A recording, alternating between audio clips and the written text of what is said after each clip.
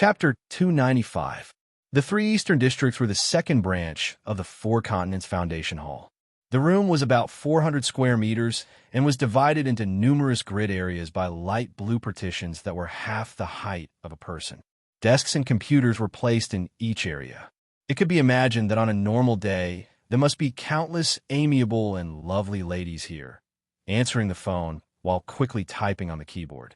In the midst of countless grateful voices, donations from various regions of the Federation continued to be channeled into the Foundation's account. However, today the office area was quiet or dead silent. There was no sound of typing on the keyboard, no phone ringing. Only some rapid breathing could be faintly heard, and the owner of those breaths was hidden somewhere. The fierce battle in the morning did not seem to have affected this place. The corridor between the two walls was full of bullet holes and corpses, but there were no traces left here. Even the green plants by the transparent, floor-to-ceiling windows on both sides were still so gentle in the faint morning light. Su Lu raised the Qian gun and held it parallel to his chin. Using the standard movement of the Federal Army, he aimed at the empty space in front of him that was filled with killing intent. He forced his way through the corridor because he did it unexpectedly. With the opponent's unpredictable speed and lethality, he rushed forward valiantly. The silence made him extremely vigilant. By Magnolia's soft voice in the earpiece did not sound again. The monitoring system inside the Foundation building was not taken back. He could not determine where those people were hiding in the three Eastern Districts, behind the desk or in the shadow of the green plants. The previous explosion made Su Lu confirm that Macklin had chosen the secret passage to leave as planned. Since the secret passage was blown up, Macklin should have been forced to return to his room at this time. And to get to Macklin's room, the three Eastern Districts were an area that had to be passed through. The key was that the hurried footsteps downstairs made it clear to him that the armed forces in the building had begun to gather in his direction. If his movements were slow, the only outcome left for him would be to be surrounded by countless firepower, which would be a miserable end. The military boots slowly took 2 steps forward without making any sound. Su Lu narrowed his eyes and slowly and steadily scanned every corner of the office through the scope of the Qian light machine gun without a trace of trembling. Suddenly, a green plant that was about the height of a person by the floor-to-ceiling window swayed. Under the cover of the morning light, a militant opened fire at him. Because of the sunlight, Su Lu narrowed his eyes. Even though he knew that the other party had fired, he didn't make any evasive movements. He just steadily pointed the muzzle in that direction. With a few clear sounds, the wall beside Su Lu was pierced with a few bullet holes. The wallpaper was filled with a burnt smell, and it began to flutter in the air. Almost at the same time, his finger pulled the trigger. Following the clear feeling of the recoil and the muffled sound, the green plants by the window scattered, and smoke rose. The green leaves scattered, and the militant who had been silently hiding behind them didn't even make a sound. He leaned back and fell to the ground. Su Lu suddenly turned around and pulled the trigger at an extremely fast speed. He accurately shot through the light blue partition and killed a militant in the 11 o'clock direction on his left. He held the Qian light machine gun horizontally, narrowed his eyes, and fired quickly and accurately. In less than 7 seconds, more than 20 bullets had been fired, valiantly suppressing the militants hiding in the corners of the three Eastern Districts, making them unable to move. Occasionally, there were bullets whistling past his body, but his aiming speed was too fast. He just stood on the flat ground at the entrance of the three Eastern Districts. The Qian in his hand spat out flames at a certain rhythm. The militants didn't dare to poke their heads out, so naturally, there was no accuracy. But in such a battlefield, this guy actually dared to stand and break in. It could only be said that he had seen through life and death. He had already walked 7 steps into the three Eastern Districts. The back of the Qian hit his shoulder heavily. He didn't miss a single shot, and once again pulled the cold trigger on his finger. The sharp bullet line shot straight forward, bringing a cluster of light smoke, and shot the hand holding the gun that had just reached out from behind the desk into countless pieces of minced meat. Screams sounded. At the same time, intensive gunshots sounded, instantly shattering the dead silence in the office and the monotonous gunshots from before. Su Li's pupils suddenly shrank, and then he realized that the real firepower in this office was much more powerful than what was shown before. The personal armed forces of Macklin had been waiting until now, just to let him go deep into the 3 eastern districts, and there was no escape. The sky was full of bullets whistling. Su Li's face was pale, and the power in his body all burst out at this moment and passed to the military boots. The soles of the boots bloomed in an instant, and the inhuman power stomped on the ground. The dark carpet was broken into pieces, and his body had already fallen back. He tightly curled up, and like a reverse arrow, he fell back toward the entrance. No matter how powerful a person was, he couldn't run faster than a bullet. He didn't know if Feng Yu or that old man Lee's of Philadelphia could do it, but in Su Li's mind, normal people couldn't do this, so when the intensive gunshot sounded, he knew that he had no other choice but to dodge. In the air, he scattered the Qian in his hand with full power, continuously pouring bullets, wanting to suppress some of the firepower that had been waiting for this moment. While he was still in the air, 2 meters away from the entrance of the 3 eastern districts, Su Li's body had already shrunk, trying to reduce his size as much as possible. The barrel of the Qian in his hand had already started to turn red, and the office was filled with terrifying screeching sounds. A deeper gunshot sounded, and Su Li's body in the air seemed to have been hit by a heavy hammer. He flew back even faster and directly fell to the ground. He was shot 3 times, and the most fatal one was the last one in the chest. When the first gunshots sounded in the building of the 4 States Peace Foundation in S2, gunshots also sounded in the distant S1 Charter Square, which was more solemn and dignified than usual. At the guardrail, under the statue of the Group of 5 in Charter Square, a row of Federation soldiers in dark military uniforms stood there with solemn expressions. Their hands were tightly gripping the shiny metal guns in front of their chests. Their movements were beautiful and clean as they raised the guns over their shoulders, aimed at the sky, and fired. The gunshots were neat and uniform, as if one person was firing. As the gunshots spread out in spirals, the deliberately added colorful powder turned into white smoke in the clean winter air, and the gunfire was beautiful. The fat white pigeons on the lawn were already suffering from the cold winter, so they lazily hid in the pigeon house set up by the Square Management Center to keep warm. Suddenly, they were awakened by the crisp gunshots. Their instinct buried deep in their bones made them start to fear. Perhaps they thought of the miserable past of their ancestors being eaten by humans, so they all drilled out of the pigeon house and tried to fly away in horror. However, they were already too fat, and it was unknown whether the tips of their wings had degenerated or been cut off. How could they fly high into the snowy sky? They could only clumsily flutter around, looking like the pitiful hens in the ancient chicken farms recorded in movies at the Parliament Square connected to Charter Square. A series of gunshots also sounded at this time. However, unlike the fat pigeons on the lawn, on both sides of the stone steps of the Parliament building, on both sides of the lake opposite the Parliament Mountain, on the lawn, the ordinary citizens who came to watch the ceremony, as well as the officials and parliamentarians on the viewing platform, all had smiles and pride on their faces. There was no trace of panic. This was the inauguration ceremony of the Federation president, not a funeral, so only a series of gunshots rang out, followed by the sound of cannon salutes. It was already 10 o'clock, and the rumbling of cannon salutes rang through the sky, waking up all the sleepy people in the Capital Special District.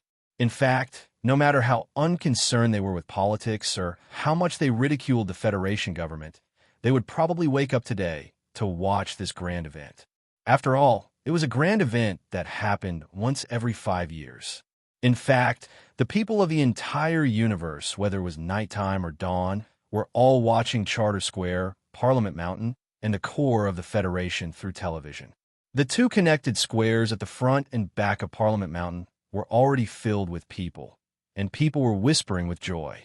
The Federation welcomed a new president, and in the context of great reconciliation, even the president's political enemies could not dig up any misdeeds, so the citizens of the Federation had high expectations for the new government. The news channel of the Federation TV station and a few other major television stations had already set up countless broadcasting stations, and the heavy cameras were like black holes of cannons, aimed at the people attending the inauguration ceremony, and transmitted the sincere or fake smiles on their faces to thousands of households. The wireless cameras that hovered around the viewing platform and the stone steps of Parliament Mountain were like loyal roaming sentries, vigilantly watching the surroundings and transmitting all the details that were worth paying attention to back to the broadcasting vehicles, such as the material of the oath-taking platform on the stone steps of Parliament Mountain and the faces of the political bigwigs on the viewing platform. The viewing platform was connected to the stone steps of Parliament Mountain, and the old man who stood closest to the oath-taking platform was the president of the Federation Parliament. This vice president come president was ending his political career today, but looking at his expression, he was quite relaxed and at ease. Beside the president was naturally the vice president, and the vice president's expression was a bit heavy. After the new president was inaugurated, he still had to carry out his duties in the majestic Parliament building, and he just had to cooperate with the new president.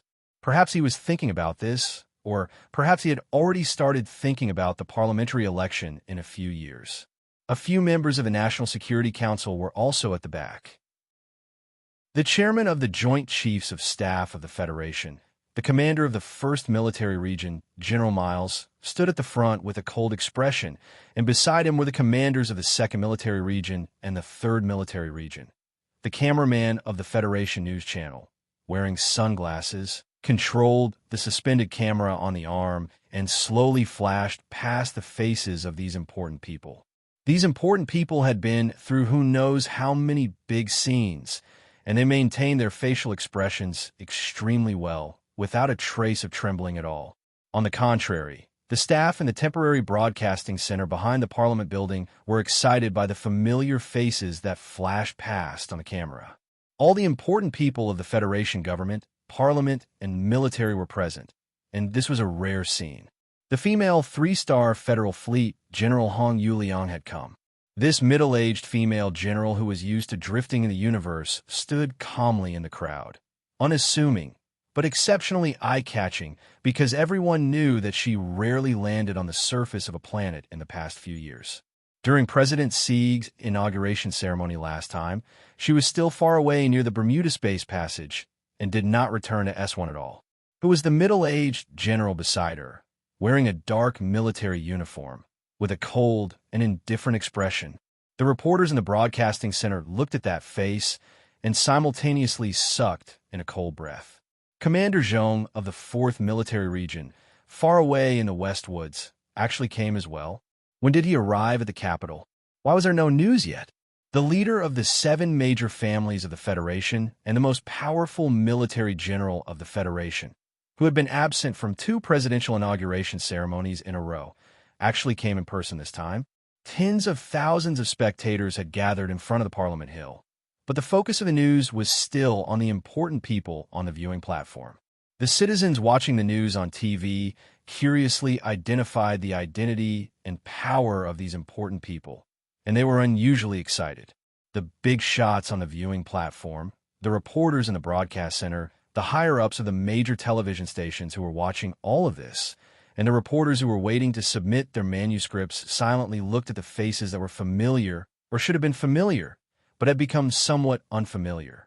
However, they were not as excited as the ordinary people. Instead, they felt a trace of a strange emotion, but this emotion was positive and encouraging. Everyone had arrived, even the eccentric General Hong and Commander Zhong, who had always been indifferent to the Federation, had arrived. This demonstrated an atmosphere of great unity that had never been seen before. In front of the thread of the empire, after the turmoil of the 67th year of the constitutional era, all of the important people with foresight in the Federation felt the importance of unity. President Pabre's administration undoubtedly ushered in the most beautiful beginning.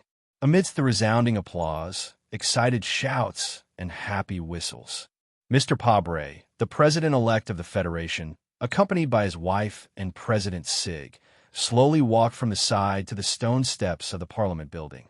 This was the first time Pabre stood at the highest point of the Federation, but this lawyer-turned-politician did not panic at all.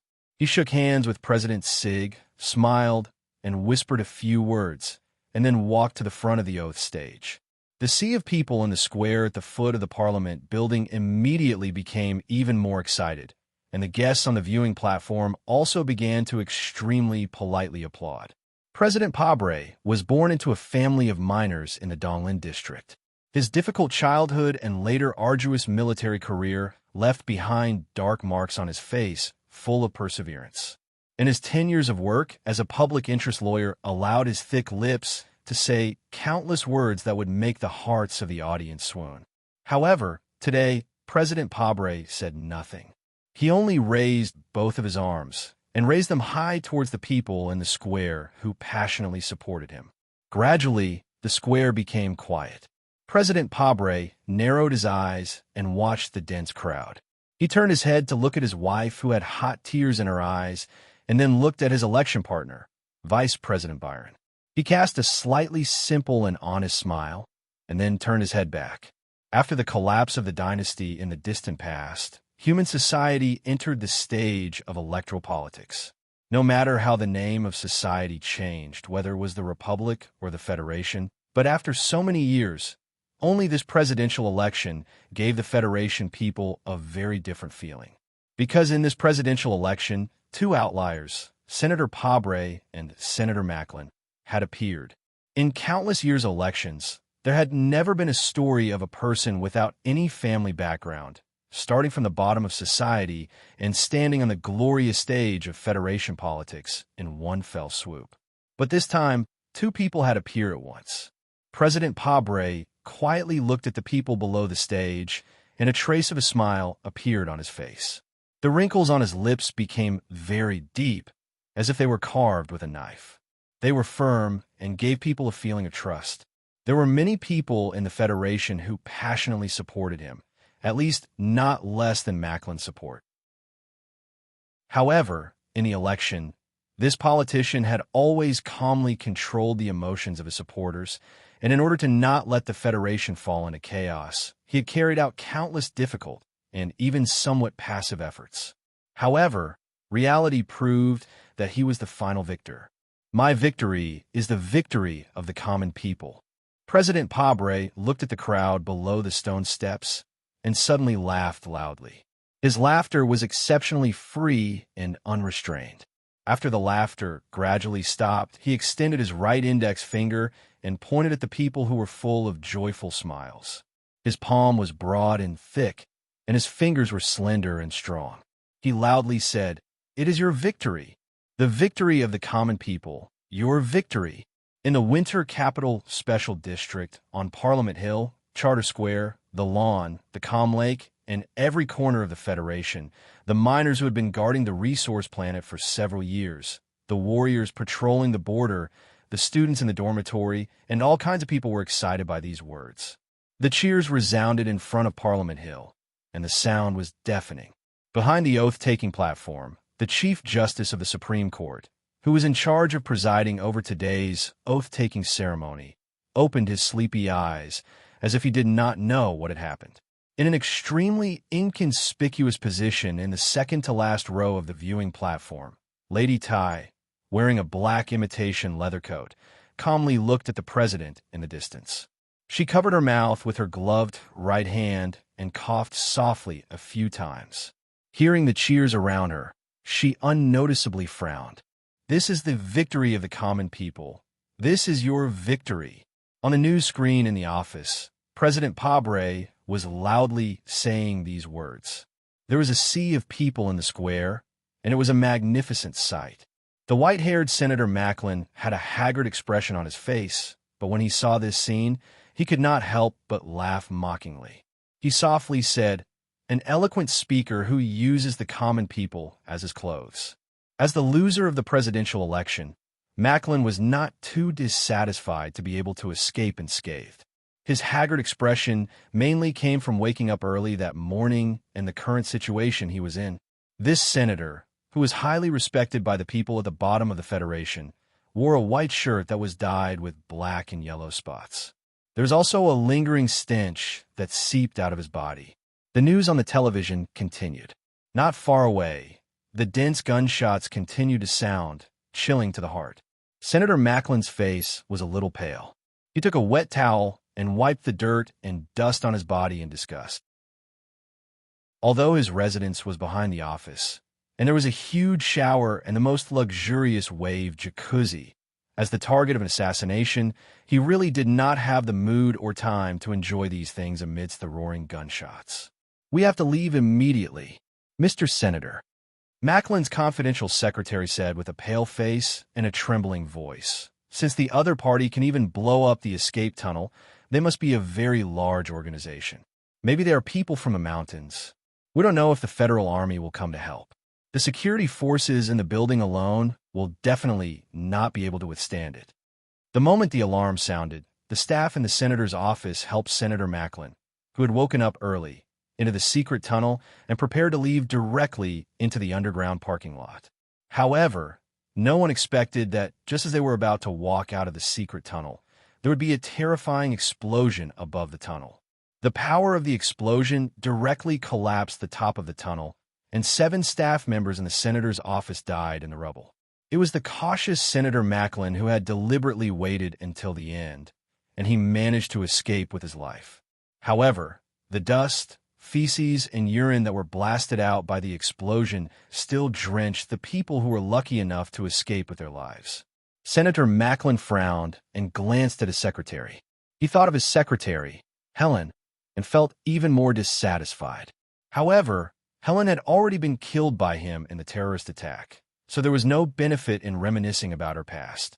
The senator wiped his white hair with a wet towel and threw the smelly towel on the ground. He turned back to look at the strong soldier beside the chair and asked in a low voice, "How long until the helicopter arrives?" "The intruders are too fast. Even if the military receives the order to request for help, it will take at least 20 minutes. The soldier did not have an epaulet and did not belong to any department of the Federation government. He was Senator Macklin's most trusted subordinate and had been Macklin's orderly many years ago. Later on, he began to lead the armed forces in the building to protect Senator Macklin's career in this universe. What do you suggest?" Although Senator Macklin was in a sorry state, he still managed to maintain a calm expression. The continuous gunshots and the occasional explosion not far away could not make the weather-beaten old man panic. "There are not many intruders. The internal surveillance confirmed that only one person entered the building," the soldier said in a low voice. "One person?" Macklin's brows furrowed, and he snapped rudely. "How is the safety work done? It's my fault. However, there's a very powerful sniper on the peak in the northeast." The soldier replied quickly and calmly, "Whether we evacuate from the ground now or wait for the helicopter to leave, it will be very dangerous. The sniper must be waiting for this moment. The Federal Army's conventional sniper weapons can't have such a long range." He continued to analyze. "I think it's an experimental ACW. Senator, I suggest that we stay in the building and wait for reinforcements." According to the feedback from the communication device, the reinforcements outside the building have rushed over. Since there is only one person, it is impossible for him to break into this room in front of our security forces. "Then how did he break into the building?" The secretary retorted sharply, and then suggested to the senator in a trembling voice, "That person must have other helpers. Mr. Senator, let's retreat first. Since the sniper outside has been exposed, the Special Task Force must be dealing with him now. The Special Task Force's response can't be slow, but it will take some time for the people to deal with the sniper to arrive. The key is, can those agents handle it?" The soldier glanced at the secretary and saluted Senator Macklin. "Comrade Senator, please believe in our strength and determination. There's a safe house in the office, and this is the safest place." "Okay." Senator Macklin did not think for long and agreed to the arrangement. He slowly sat back on the soft sofa and watched the presidential inauguration ceremony on the television tiredly. He said slowly, "Are you confident?" "Yes," the soldier said calmly. "That person has been surrounded at the entrance of the 3 eastern districts. Everyone is rushing over. Even if he is Li Pifu, only death awaits him today. After the first round of shooting, Shi Qinghai carried the heavy ACW and its accessories, stepped on the red leaves, and rushed to the foot of the mountain. He knew that his position had been exposed, and the enemy would definitely come to suppress him immediately. However, the reason he rushed down the mountain was not to change his sniping position, but to change his role in the plan today.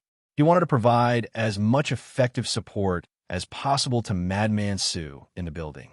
Breathing heavily and with heavy footsteps, Shi Qinghai ran all the way. He knew very well that the ACW in his hand could not determine the outcome of the battle, just like how the new MX Mecha could not determine the outcome of the war between the Federation and the Empire. The agents of the Special Task Force were originally used to block bullets for important political figures. How could they be blocked by an anti-material rifle? Previously, Shi Qinghai's shooting at the top of the mountain had stopped the Special Task Force for 2 minutes. This was taking advantage of the mutual distrust between Senator Macklin's office and the government. However, only the commander of the Special Task Force would come to his senses and realize that he had failed in his duty. He would definitely rush to the building at all costs. The development of the facts was just as Shi Qinghai expected. The shadow of death could not stop the Special Task Force. When he rushed down the mountain, more than a dozen agents of the Special Task Force had already rushed into the building fearlessly, ready to block Su Li's escape route. The staff of the security company also rushed in with the Special Task Force. Shi Qinghai rushed to the foot of the mountain. He listened attentively to the gunshots in the building. His heart gradually became heavy because the obvious muffled sound of the Qian gun had stopped, but the gunshots of the enemy were getting more and more frequent. After entering a suitable distance, Shi Qinghai reinstalled the ACW and pulled the trigger. The thick barrel had no fire, only smoke. 2 smoke bombs with long tails penetrated the glass wall of the 3 eastern districts of the Foundation building and fell in. Chapter 296. The dark ventilation duct was full of dust, and gunshots rang out from time to time. Several holes were shot in the metal ventilation wall, and thin pillars of white light shone in. It looked like an unreal scene. Su Lu dragged his travel bag and crawled in the ventilation duct. The design of the ventilation duct of the Foundation building was very strong. It would never give intruders any chance to escape. Although the cautious Senator Macklin was no longer the tough soldier he used to be, he was very mature when it came to security. Warm blood flowed out from the wound, bringing with it dust, turning into a sticky substance, making people feel very uncomfortable. Su Lu breathed in the stale air and crawled quickly in the ventilation duct. He did not care about his wound and the pursuit that might be caused by the sound. In fact, he was still hiding in the 3 eastern districts and could not get rid of the omnipresent gunfire. In fact, he did not want to get rid of it, nor did he want to leave. He jumped down from the ventilation duct and landed on his left leg first. A sharp pain entered his brain and almost made him fall to the ground. This was the pantry of the office area, and no one was there for the time being. Su Lu sat down by the coffee machine and lowered his head to breathe quickly. Only then did he have a chance to see where he was shot. Earlier, he had been ambushed by the powerful armed men around Macklin in the 3rd East District. Then, the Special Task Force agents and more than 30 security guards from the security company rushed into the building and surrounded him. If he hadn't thrown the 4 rolling grenades and caused temporary chaos, he wouldn't have been able to escape from that place. Did he leave? No, the outside of the room was full of heavily armed enemies. As soon as he showed his head, he would definitely end up in a honeycomb. After a short breath, Su Lu felt that in addition to the wound on his left leg, there were also 2 painful places on his body. He looked down and saw that the trousers on his left leg had been completely torn, and a piece of shrapnel had cut directly under his knee. If it had been a little higher, his knee would have been shot, and it would have been difficult for him to walk. He was shot twice in the chest and abdomen, and the conical bullets were deeply embedded in the interior layer of his underwear. The huge impact compressed the 2 bullets and made them look like round platinum nails used by girls for decoration. Lu frowned and used all his strength to pull them down. He found that the place where he was shot was extremely painful. He didn't know if his ribs were broken. If it hadn't been for the thin, hard, bulletproof vest from Whitewater Company, he would have already met George Carlin. Escaping from death, he didn't feel much joy. His heart was heavy. He took a deep breath and mobilized the scorching power behind his waist, causing his body to tremble. Especially around his injured left leg, the muscle fibers were forcefully squeezing and rubbing together, increasing the pain of the wound. Blood also spurted out, but for some reason, the wound gradually turned white and no more blood flowed out. At this time, a very soft sound suddenly came from outside the pantry. Lu clenched the Kian in his hand and lowered his head to listen attentively. Although he couldn't confirm the number of people, he knew that it was definitely not a small number. He slowly lowered his body. Instead of hiding behind the door, he squatted on the other side of the door. Sure enough, there was a burst of concentrated gunfire. The high-density plastic door was instantly shot with countless holes by the gunfire outside the door, splashing wood and plastic shards everywhere. Lu silently squatted at the bottom of the door, avoiding the spurting bullets and risking his life to wait. After the door was kicked open, Lu didn't care about the first person with a gun at all. Instead, he flashed out from behind that person, raised his gun, and fired continuously, killing the two people in front of him. In the shortest amount of time, he threw himself under a cubicle desk. Just as he fell heavily to the ground, gunshots rang out in the office in the East 3rd District. A barrage of bullets rained down on his hiding spot. The bullets shattered the small decorations on top of the cubicle. The small crystal objects and dolls that the ladies liked to put in the office experienced a second brutal blow and were scattered in all directions. The light blue hard partition material, under such intense gunfire, gradually fell apart. Fortunately, it wasn't made of tofu slag. Although it didn't play a big role, it still resisted for a while. During this time, Lu silently crawled toward the window in the smoke and gunfire. From a moment, he rushed into the building. He had already put life and death behind him. But at this moment, accompanied by the shrill gunfire and the cold metal music, he really smelled the smell of death. Motherf asterisk cur. At this time, he couldn't raise his head at all. The whistling sound of the bullets around him mixed together and became a horrible sound. The hard objects that kept shattering around him reminded him that the human body couldn't withstand this kind of harvest of death. His mood was extremely cold and gloomy. He didn't even notice that the bullets that were shooting around once again hit his thigh. At this time, the floor-to-ceiling glass curtain of the 3 eastern districts suddenly broke. 2 metal objects flew in, instantly releasing a large amount of smoke that quickly enveloped the entire floor. Then 2 more smoke bombs were shot in, and the smoke became thicker. Even the things that were close to him couldn't be seen clearly. The dense gunfire that was moving in this direction suddenly became fierce and then sparse. Everyone in the office temporarily stayed in their positions and didn't move. The federal military provided a smoke bomb. Under the cover of the smoke, Lu quietly moved his position and hid behind a safe with a pale face. With the knowledge of guns he learned from Magnolia, he easily recognized what it was that allowed him to live for a few more minutes. He knew that there was someone covering him outside the Foundation building, but it was not Secretary Bai. However, the effect of the smoke bomb could only last for 3 minutes. The well-trained security personnel in the building obviously knew this, so they didn't rush blindly. Instead, they occupied all the corridors and coldly waited for the smoke to disperse. Only 3 minutes to live. Lu took a few quick breaths, lowered his head, and wiped the blood on his face. He gently put the Kian in his hand on the ground, took out the last 2 long pistols from the travel bag, and then slowly and steadily began to install the silencer. The biggest reason why today's operation was in such a precarious situation was because the Magnolia in the mountain had failed to successfully control the monitoring system in the Golden Foundation building again. Without the help of the monitoring system, Lu was equivalent to a blind man, and the other party could clearly find his location. At this time, the smoke was extremely thick, and everyone became blind for 3 minutes. But what would happen after 3 minutes? Sulu lowered his head and pursed his dry lips. His eyes narrowed, and there was a strange smile on his face. He didn't want to think about what would happen after 3 minutes. Uncle said that humans are the best machines. He wiped the cold sweat from his palms, took a deep breath, and tightly held the cold, long handle of the pistol.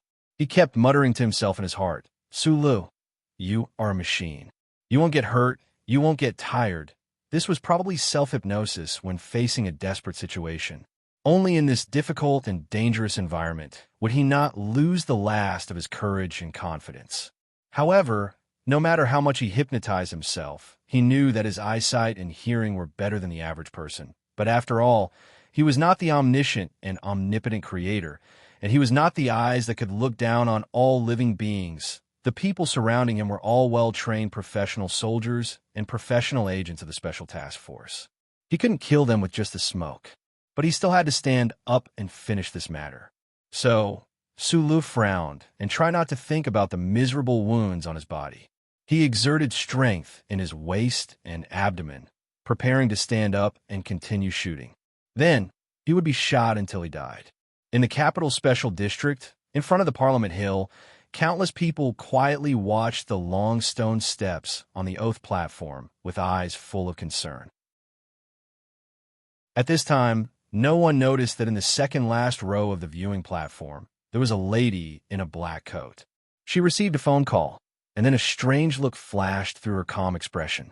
In the same inconspicuous position of the viewing platform, the heads of the Lee family and the Lin family, who deliberately kept a low profile at this prominent moment, seemed to have received some kind of message at the same time. The expressions on their faces changed, and then they immediately returned to normal. They looked at the stone steps seriously.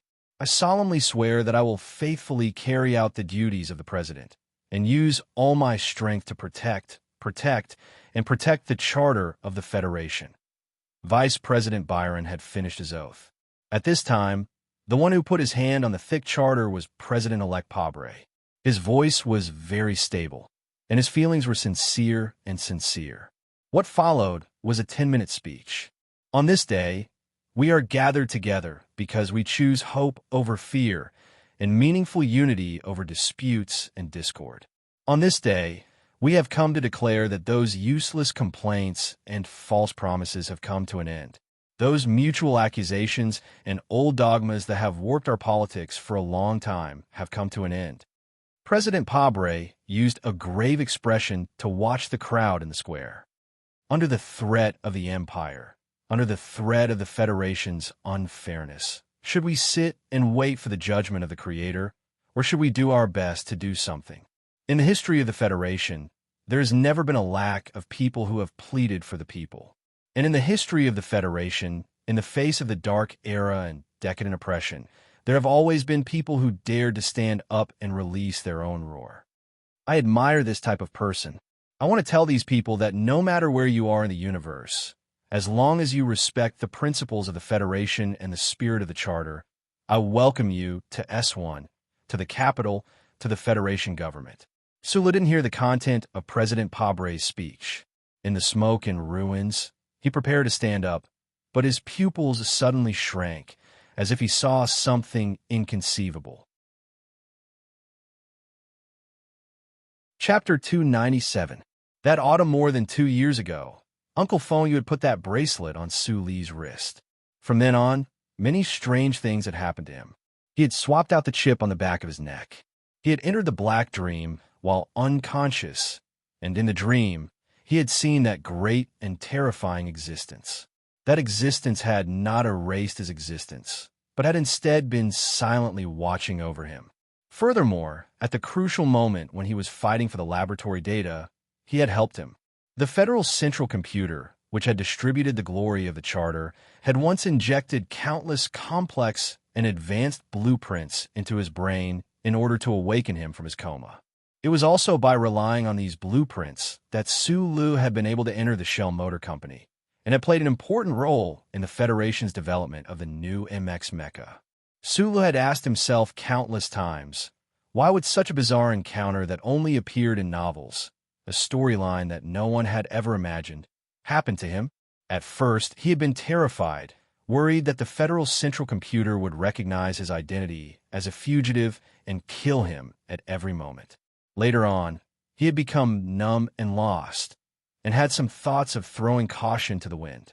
His courage and directness in dealing with the things and people around him probably had something to do with this absolute sense of insecurity. After that, he had gotten used to the black dream that had appeared in his mind.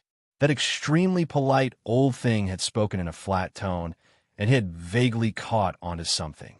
For some unknown reason, the cornerstone of the Federation society, the glory of the Charter, which had spread throughout the universe, did not seem to want him to die. At least, he could not die now. Therefore, before he had come to S2 to do the most important thing in his life, he had mustered up the courage to initiate contact with the other end of the Black Dream. The other end of the Black Dream had reacted to him, but there had been no results. It was not until he had entered the interior of the Golden Foundation building, running for his life amidst the hail of bullets, that the great existence had once again appeared in his mind, in front of his eyes, by his side, and the moment it had appeared, it had given him endless shock. The architectural blueprints that appeared in Sue Lee's eyes did not shock him. The database of the Federation's central computer contained all the details of this world. Furthermore, he had long been used to the scene in front of his eyes. The more complicated architectural designs in the past also abruptly appeared in front of his eyes like this. Now, he naturally understood that this was not because he had epilepsy, nor was it because the bioelectric current in the chip behind his neck was disrupted. Instead, it was because the omnipotent central computer of the Federation was inputting data to him. What shocked him was the light spots in the blueprints, as well as the long series of citizen numbers on the light spots. Each light spot represented a person in the building. If one focused on the light spots would become clearer, revealing the outline of the human body. One could clearly see the location of the person and their movements. From this detail, it could be determined that not only did the Federal Central Computer use the chip to locate the specific location of everyone in the room, but it also directly used the highest authority to take over the Golden Foundation's internal monitoring network. What did this mean? This meant that at this time, Sulu could clearly grasp every detail of the environment around him through his own eyes. The 3 eastern districts of the office were full of thick fog, reducing the visibility to the lowest level. Even if he used the infrared thermal imaging device equipped by the military, he was afraid that it would not be able to quickly distinguish between friend and foe. At this time, the blueprints in his eyes that could change at will and the light spots that represented the enemy seemed to have given him a pair of eyes that could see through the fog, even the walls and camouflage. In the world of the Federation, no one could escape the glory of the Charter. At this time, the glory of the Charter bathed Sue Lee's body.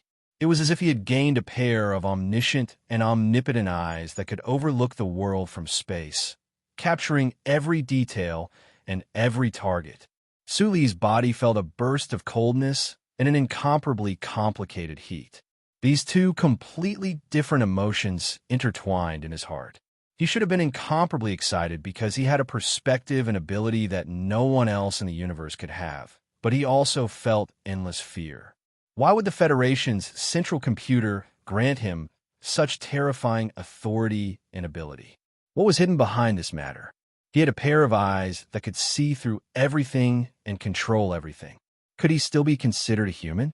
At the moment of life and death, even the cold and fear disappeared in an instant. With the blessing of the glory of the Charter, with such a pair of eyes that could see through everything, he might not have to die now and could finish the task at hand. Thinking of this, Sue Lee's whole body was hot and his face was pale. His eyes narrowed slightly as he stared at the empty fog in front of him. His body trembled slightly. In the heavy fog, he stood up, quietly and slowly took off his shoes, stepped on the debris on the ground, and walked into the depths of the fog. It was not his eyes that could see through all obstacles, heaven and earth, but the three-dimensional map in his left eye. With his subtle movements, The map that appeared in his left, I made subtle adjustments to its perspective, and the virtual blueprints were perfectly consistent with the surrounding environment in reality. To be able to achieve real-time data synchronization and scene reproduction, probably only the omnipresent and omnipotent Federal Central Computer could do it, right? His left, I clearly showed the number of enemies and their positions, and even their movements were clearly displayed. Su Lun narrowed his eyes, put a pistol back on his waist, and held the long pistol flat with both hands. He slowly moved and aimed at a point in the depths of the fog. There was dead silence all around. No one knew the position of each other. The very military people did not shoot randomly, but silently blocked all the passages, waiting for the moment when the fog dissipated. The security personnel of the Foundation would never have thought that Su Lu had stood up at this time. Su Lu silently aimed at the depths of the fog. The cold muzzle pointed at the chaos, and nothing could be seen clearly.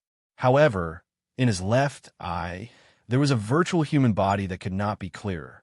That person was holding a long gun and vigilantly leaning against a corner of the wall. Su Lu pulled the trigger in his hand, and his wrist trembled slightly. The gun barrel made a very low chirping sound, and the bullet shot into the depths of the fog. There was still the sound of cement fragments and plastic fragments falling around, and there was a subtle breathing sound. The light of the light tube above could not penetrate the thick fog, and it was very vague. The gunshot after the noise was suppressed, and in this dangerous environment, it was very difficult to attract people's attention. The bullet shot into the depths of the fog, like a clay ox entering the sea, and there was no reaction. Su Lun narrowed his eyes, but from the light in his left eyelid, he could clearly see that the person's forehead had been hit with a warm color. He leaned against the wall with his head tilted and did not move at all. He should be dead. He died silently, and only the row of citizen numbers above his head gradually dissipated and went with the wind. Su Li's pupils shrunk helplessly. In this situation, he actually felt a sense of helplessness. It had to be said that it was a very strange thing. He did not have any further reaction to the unreal feeling that was similar to a game. Instead, he relied on his strong and thick nerves to silently and slowly turn around again. He pointed the muzzle at another direction in the depths of the fog. He silently pulled the trigger again, and another life quietly left the depths of the fog. The fog could last for about 2 minutes, and there were still more than 20 militants hidden in the 3 eastern districts. The thick white fog looked like beautiful white clouds floating on a mountainside. It covered the top of the autumn forest and the living creatures in the forest. The clouds, the fog, and the sky could no longer cover Su Li's eyes. He walked into the depths of the fog without making a single sound. He was like a barefoot shepherd boy walking among the white clouds in the mountains. However, this shepherd boy did not harvest grass or feed cows. He harvested lives for the sake of stubbornly moving forward. This was a completely unequal and unfair one-sided killing. After losing by Yulan's instructions through the earpiece, Su Lu became a blind man. Under the tracking of the Golden Foundation's internal surveillance network, he was in a very sorry state, an even miserable state as he constantly fled. He was like a mouse caught by countless stray cats. No matter how he struggled, he would still end up dead in the end. But this time his eyes saw light again, and what he saw was great light. He could see everything around him, but nothing around him could see his true appearance. In the cloud-like fog, he walked barefoot. Every time he stepped on the ground, he was extremely careful and did not make the slightest sound.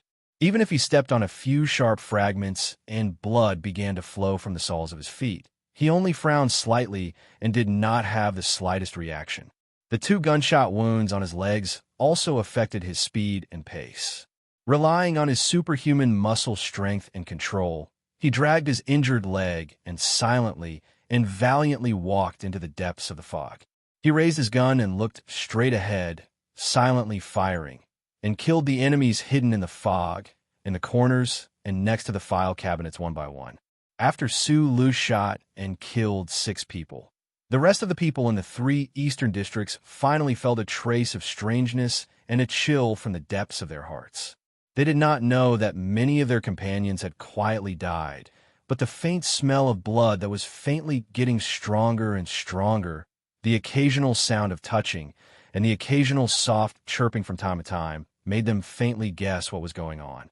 The highly trained militants and the special task force agents, who were responsible for the security of VIPs, realized that there was a huge problem with the situation at the scene almost at the same time. Almost at the same time, they could no longer bear the feeling of impending death in the silence. They chose the most dangerous, but also the most courageous and most effective method.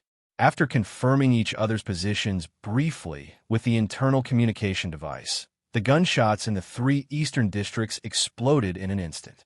Dense bullets once again flew in the air, weaving into countless firepower nets that shrouded the entire area. After the silence was broken, there were muffled grunts, screams, and hurried calls. This place became a noisy and dangerous battlefield. They no longer cared about whether or not they would cause serious injuries. They only hoped that with their lives, they could take down the terrifying intruder hidden in the fog. In just a moment, several armed militants were killed or injured by their own gunfire. Just before the gunfire erupted again, Sulu lowered his body in advance through the omniscient and omnipotent vision of his left eye. He dragged his heavily injured leg and quickly made his way to the left side of the fog. He was sure that there were no enemies here, and there was a safe here. He shrank his body behind the safe and held the gun with his head down. He listened to the whistling sound of bullets in the air in front of him and felt the environment around him where hard objects were scattered. He maintained absolute silence. The great light in his left, I could see the figures who raised their guns and fired into the fog. He could see where they were aiming, so in this chaotic and dangerous shooting, he was not hit. However, there were still a few high-speed bullets that swept in front of him, splashing the carpet fragments on the ground and the cement debris under the carpet, making crackling sounds. After silently counting 10 seconds, Sulu raised his head that had been buried deep in his arms. He narrowed his eyes and aimed at a certain spot in the fog in front of him. He held the long-case pistol with both hands to maintain absolute stability. Control the entrance of the passage. Give feedback on the situation. A cold voice came from the fog. The owner of the voice hid his body behind the fog and the desk, extremely cautious. Sulu narrowed his eyes and aimed at that spot. That spot was covered in fog, but his left eye had already seen through the smoke and the partition of the desk, accurately capturing the location of the other party. He gently pulled the trigger, and the bullet penetrated the smoke and the partition, accurately hitting the person's throat. Blood burst out of the person's throat, but Sulu only saw a warm color in a certain area with his left eye. The 3 eastern districts once again fell into a dead silence. The people's breathing became heavy, and they no longer deliberately suppressed it. This was because they found that no matter how they hid, it seemed that the intruder could find their location and kill them. In this dead silence, Sulu quietly moved toward one of the 2 exits under the cover of the fog. What the hell?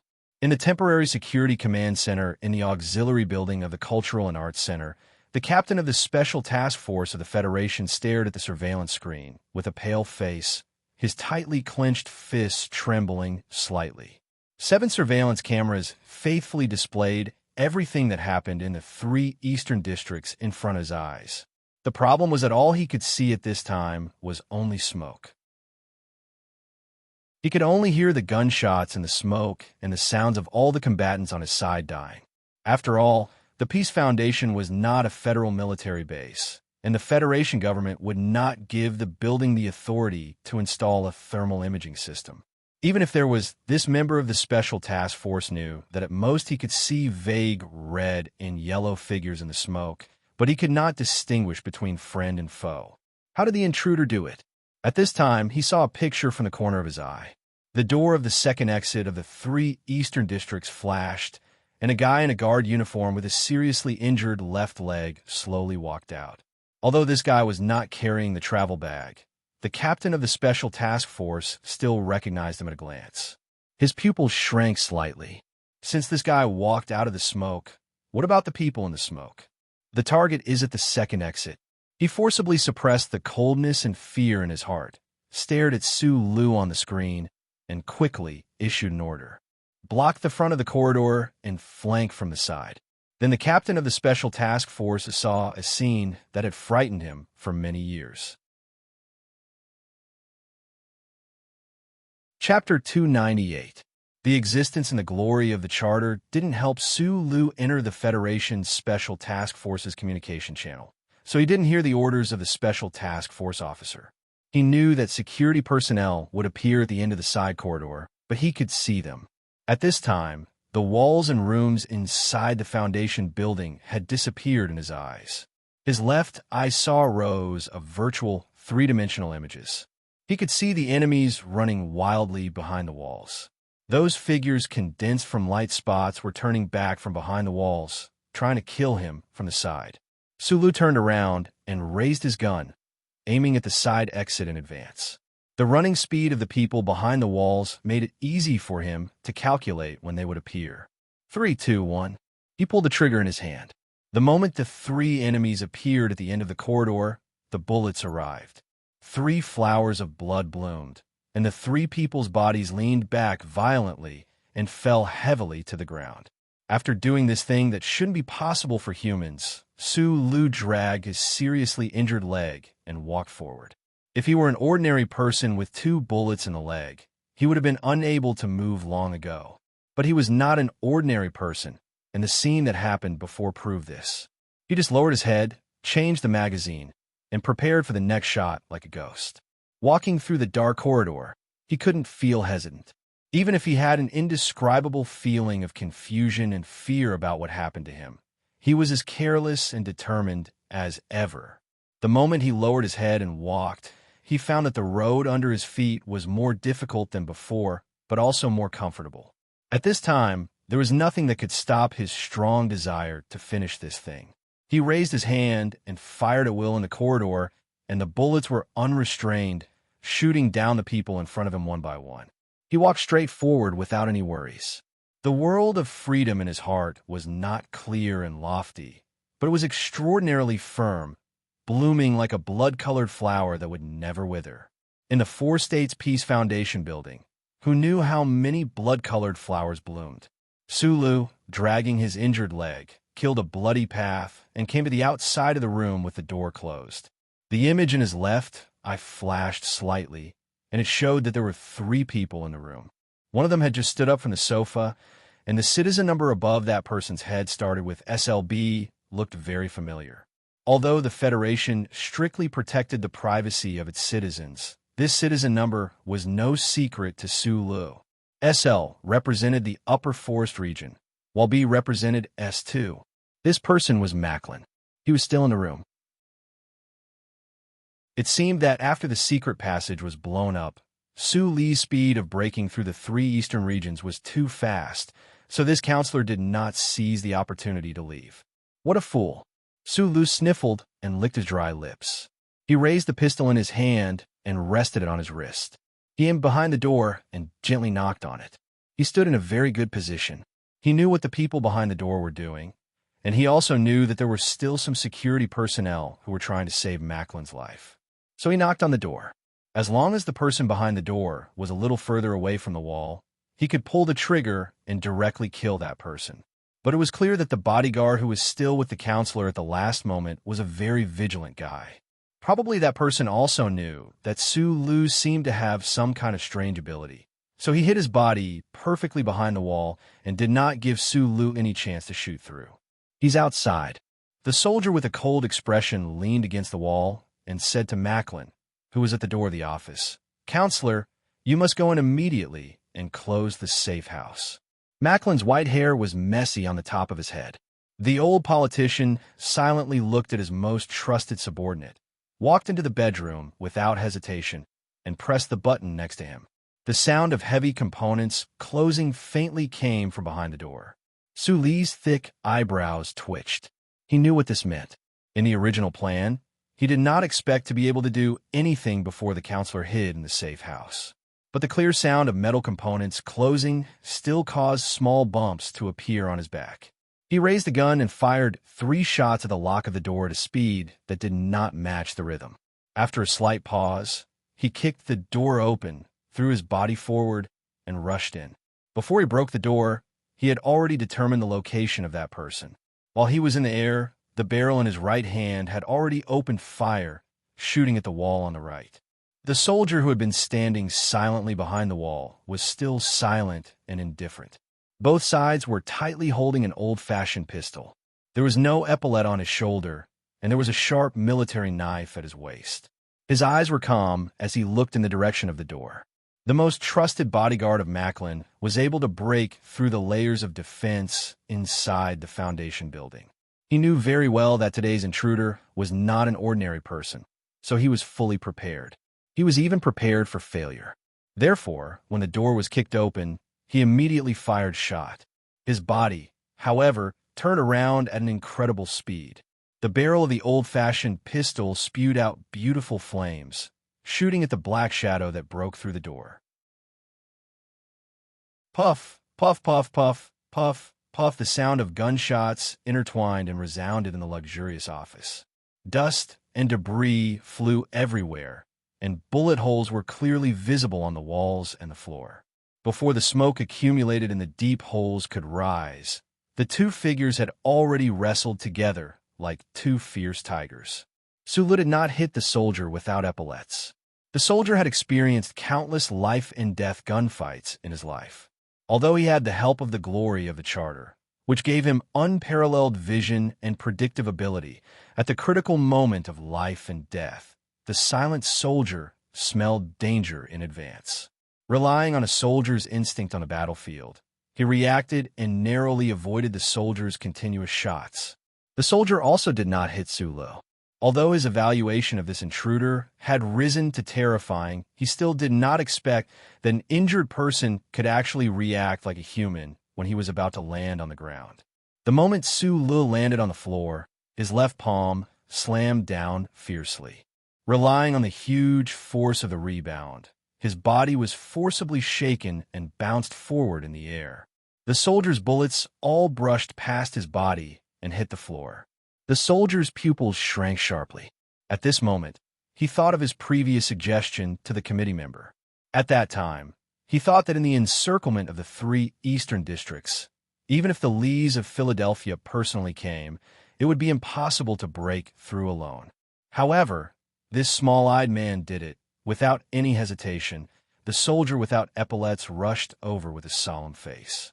His left hand clasped Sue Lee's right hand that was holding the gun, and his right hand holding the gun pressed against Sue Lee's abdomen.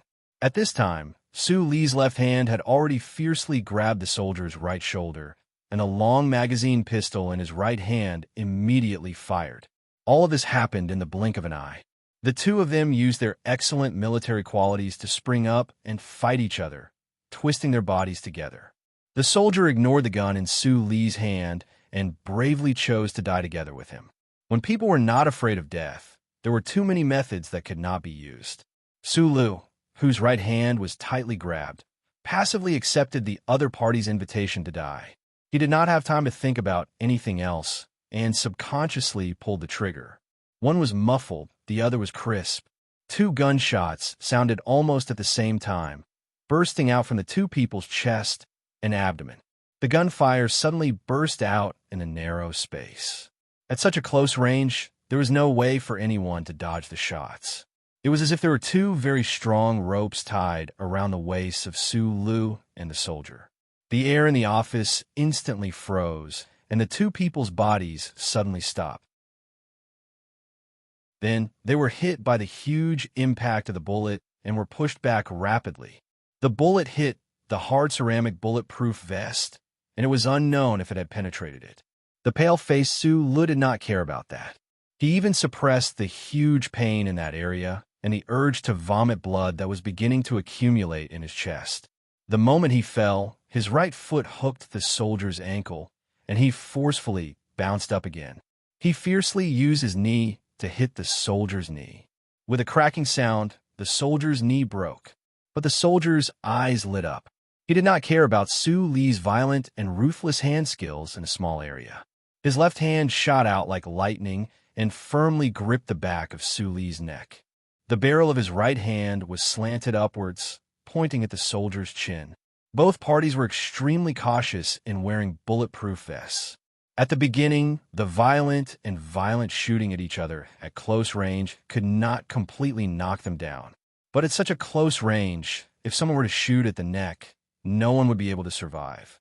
At this time, Su Lu had already dropped the gun in his hand. There were no more bullets in the gun. He used the bend of his elbow to hit the soldier's collarbone. At the same time, he used the fastest speed to pull out the military knife that he had not used before. The all-black long-case pistol fell on the floor with a bang. The two people who were tangled together in a dangerous situation also fell heavily to the ground. Like a flash of light, Su Lu roared. His right hand tightly gripped the military knife and viciously stabbed at the soldier's heart from above. The soldier used his uninjured right leg to hold Su Li's body tightly. The muzzle of his right hand was in an extremely narrow range, pointing at the soldier's chin. A flash of light flashed in his eyes. It was the reflection of the military knife. He was not afraid at all. Because he was wearing a soft pottery bulletproof vest, it was enough to withstand the explosive strike of such a sharp, cold weapon. Even if it could not block it, so what? If I die, you will die too.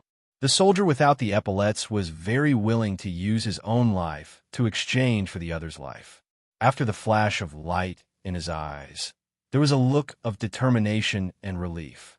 The sharp military knife pierced through the soldier's uniform and opened a small hole in the soft pottery bulletproof vest.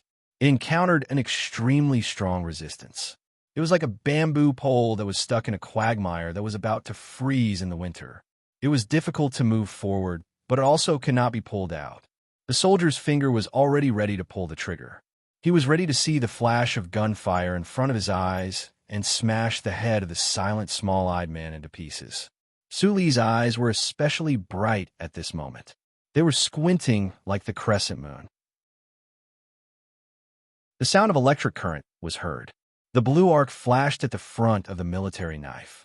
A look of disbelief flashed in the soldier's eyes. His finger on the cold trigger kept trembling, but he could not press it down no matter what. At the same time, his body began to tremble violently. A faint burnt smell filled the room. The valiant professional soldier, Su Lu, who had powerful abilities, did not faint from the electric current. After a moment, the two people gradually regained control of their bodies.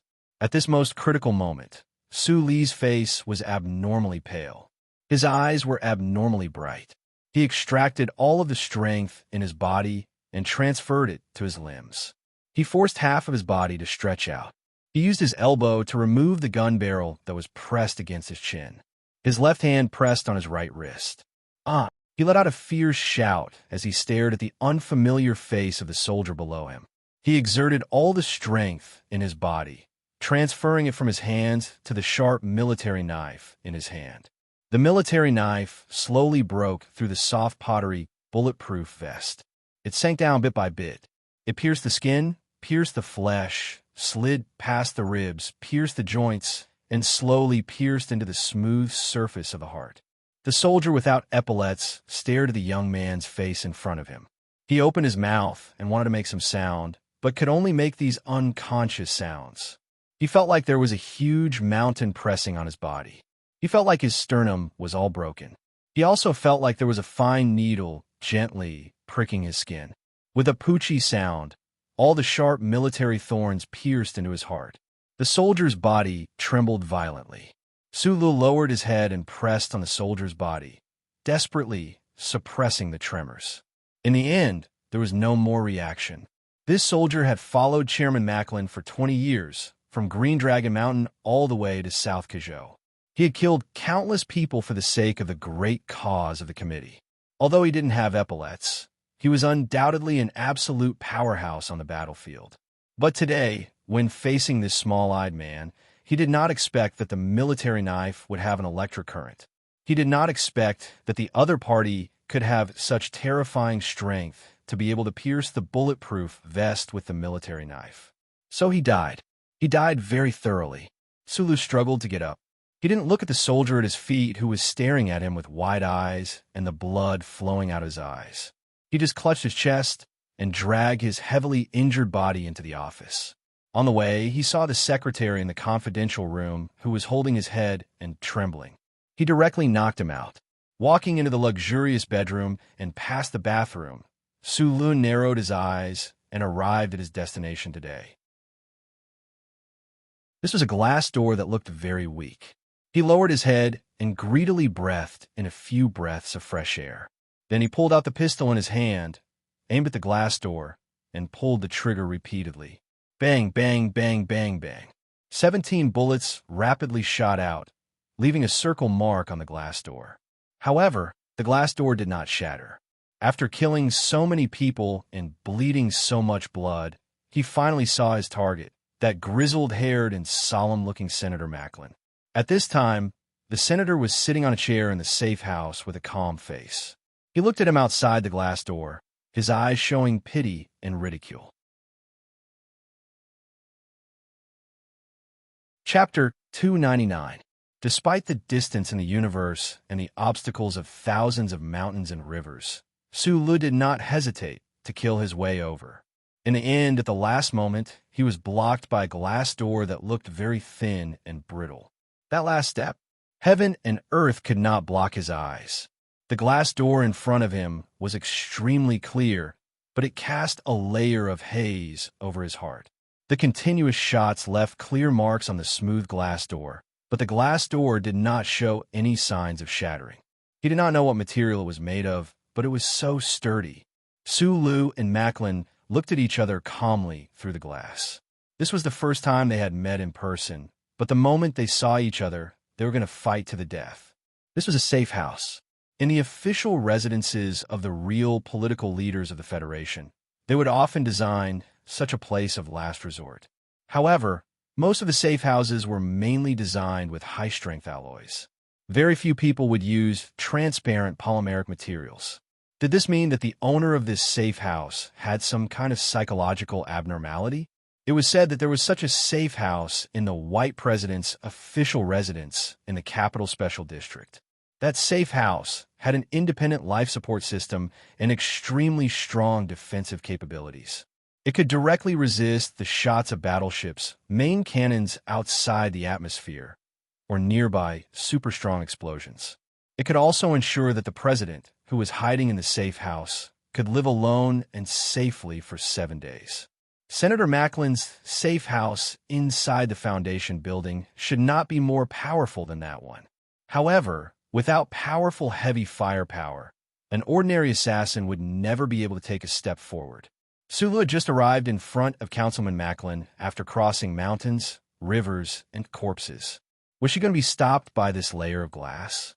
This was the first time he saw Macklin in reality, but at this time, he did not look at the old statesman's demeanor or the last scene behind the glass.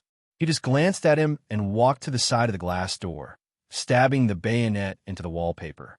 With a click, Sulu Pride opened the safe house's assembly control system. His blood-stained hands started to move, quickly separating the data cable from the power cable in the box, and then connecting them. He was so focused that he did not hear the gunshots that were getting louder and louder from behind the building. Macklin, who was behind the glass door, narrowed his eyes slowly. He did not know the killer outside, but he was very familiar with the young man's face. He was a nobody named Sulu. Although you are a genius engineer, don't expect to be able to open the safe house from the outside. His voice came out from the communication system in the corner of the safe house. His voice was slightly distorted. Okay. Sulu did not pay attention to what he was saying and continued to focus on his work. He had obtained enough information from Green Dragon Mountain in advance to enter the Golden Foundation building single-handedly. Naturally, he would not forget this safe house. Although the speed of his advance was much slower than he had planned, allowing Macklin to successfully hide, Sulu did not feel any despair or resentment in his heart. He had already made sufficient preparations. I've always been very curious about who would come to kill me, but I really did not expect that it would be you alone. Behind the glass door, Senator Macklin gently stroked a pen in his hand and sighed. He did not know how many life-and-death struggles he had experienced in his life, whether it was the expedition against the Empire, the internal purge of the anti-government forces in Green Dragon Mountain, or the guerrilla warfare in the mountains later. If it were not for some kind of providence protecting him, he believed that he would have died long ago. Sulu, who was outside the glass door, did not pay attention to him. He was still busy with his own work. Macklin narrowed his eyes as he watched this scene. He actually felt some appreciation for this extremely calm guy. Of course, it was more of a faint uneasiness and anger. Today, S1 was holding a presidential inauguration ceremony. As a politician without any family background, Macklin had spent most of his life taking a circuitous path in order to be able to ascend to the position of vice president. Yes, vice president, because the vice president was also the chairman of the Federation Management Committee. Only the Federation Management Committee could truly get close to the mysterious Bureau of Proclamation. Macklin narrowed his eyes. At this moment, he thought of many things that had happened many years ago. If he had not gone to Bermuda, perhaps he would still be a hot-blooded and upright veteran in the eyes of the Federation people. However, destiny was destiny after all, and this was something that no one could change. He did not think that he had failed. He believed that in the history of the universe, no one had been more successful than himself. Although he had not been able to ascend to the highest political throne in the Federation, after operating in the Federation for so many years, he had already obtained what that person had asked for his help to obtain many years ago. Macklin narrowed his eyes and looked at Sulu, who was silently busying himself outside the door. He knew that the other party could not come in at all.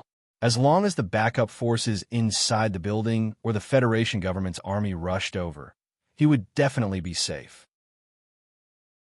However, he did not feel too much joy at surviving, because in the original plan, he was supposed to take advantage of the inauguration ceremony in the capital to go to the faraway west woods to visit the frontline soldiers and then quietly disappear into the universe. All of this had been forcefully delayed by the small-eyed man outside the glass door. Thinking of this, a self-deprecating smile appeared on Macklin's lips. No one in the entire universe could really see through him. If it was the Federation who had discovered his secret, if it was the Bureau of Proclamation who had discovered his secret, perhaps he could accept it a little more. However, it was obvious that Sulu, who was outside the glass door, did not know anything. The mission that he had used his whole life to complete was going to be ruined by the stubbornness and impulsiveness of a young man who did not know anything. Macklin could not help but touch his white hair and sigh in his heart. Sulu, who was outside the door, seemed to have heard the sigh in his heart. He lowered his head and carried on with his work seriously. Suddenly, he opened his mouth and said, "There's something I've been wanting to ask you face to face." It was strange to say that the heroic and cold assassin, the scheming target, had a temporary peace because of the glass door. They could even have a conversation that was extremely difficult to imagine. Macklin looked at him with a smile.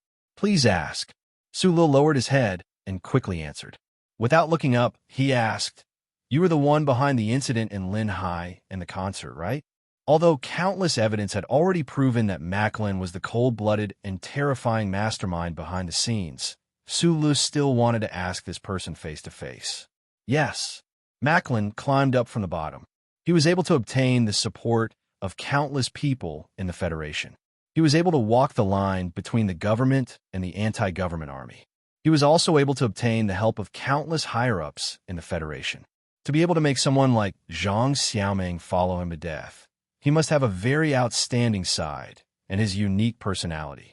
Therefore, when Sulu asked this question, Macklin smiled and gave an affirmative answer without thinking. Sulu still lowered his head and asked, "Can you face your conscience?" Macklin, who was behind the glass door, after hearing this seemingly naive and childish sentence, became strangely silent. He thought of the factory and the companions he grew up in since he was a child. He thought of the comrades who bathed in blood with him. But then he thought of the indescribable loneliness and the lofty sense of mission in his heart all these years. He was surrounded by others.